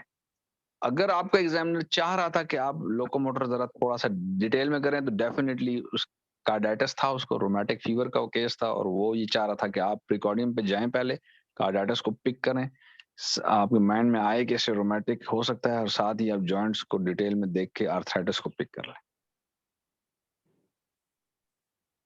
तो सर उसमें कौन से जॉइंट को ज्यादा इन्वॉल्व करना था, मतलब डिटेल में देखना था जो इन्वॉल्व था? उसमें मैं बताता हूँ, उसमें पहले गेट करानी थी, उसमें आपको एंटाल्जिक गेट थी। अच्छा, मैंने आप लोगों को एक दिन कराऊंगा एक दिन हमारी क्लास होगी एग्जामिनेशन ऑफ द गेट, वो बहुत इंपॉर्टेंट है, वो आप लोगों ने जरूर अटेंड करनी है। अच्छा, तो उसमें आपको पता जाना था कि एंटाल्जिक गेट है, उसके बाद दूसरा काम जैसे ही आपको पता लगना था एंटाल्जिक गेट है, तो अगला काम था ये कि एंटाल्जिक गेट का मतलब है कि आर्थराइटिस है। अगली चीज आपके माइंड में आनी चाहिए थी कि ये मोनो आर्थराइटिस है, ये पोली आर्थराइटिस है। वो इस तरह पता लगता है कि आप जॉइंट इंस्पेक्ट करते हैं। जॉइंट अगर एक से ज्यादा जॉइंट में स्वेलिंग है तो ये ज्यादा चांस है कि पोली है, ठीक है। अच्छा, और उसके बाद फिर आपने रिस्ट्रिक्शन ऑफ मूवमेंट्स देख लेनी थी, ठीक है। तो फिर आप आसानी से बता देती कि sir this is a case of rheumatic fever having carditis and arthritis which is polyarthritis. और ये याद रखना, रोमैटिक फीवर का जो आर्थराइटिस होता है वो लार्ज जॉइंट्स में होता है। मेनली आपने लार्ज, जो आपने मुझसे सवाल पूछा ना कि सर मैंने मेनली कौन से जॉइंट्स देखने थे, मेनली आपको लार्ज जॉइंट्स देखने थे, क्योंकि रोमैटिक में मेनली लार्ज जॉइंट्स इन्वॉल्व होते हैं। Thank you sir. और किसी का कोई क्वेश्चन है? आई थिंक नहीं। So we will meet again on, एक मिनट में नेक्स्ट स्केड्यूल देख लूं। नेक्स्ट सैटरडे को हमारी नेक्स्ट क्लास है, रात 9 बजे होगी इंशाल्लाह। और हमारे 2 लॉन्ग केसेस होंगे, approach to patient with jaundice and approach to patient with renal disease, ठीक है। जॉन्डिस में हम ज्यादा सीएलडी को वेटेज देंगे, लेकिन पहले जनरल अप्रोच बता दूंगा, फिर सीएलडी पे ज्यादा फोकस करेंगे। इसी तरह जो रीनल डिजीज है उसमें हम रीनल सिम्टम्स के साथ अप्रोच करना आपको सिखाऊंगा, और फिर हम सीकेडी को ज्यादा टाइम देंगे। सो सी यू ऑन सैटरडे।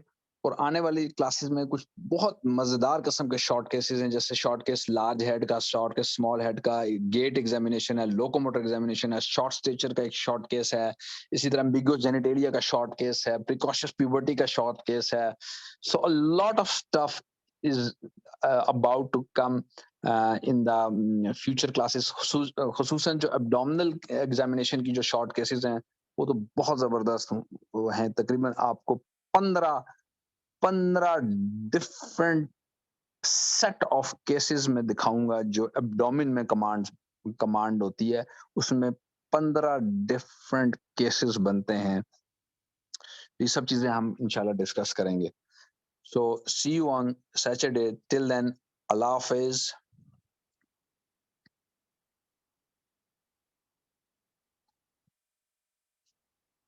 अल्लाह हाफिज बोला करें।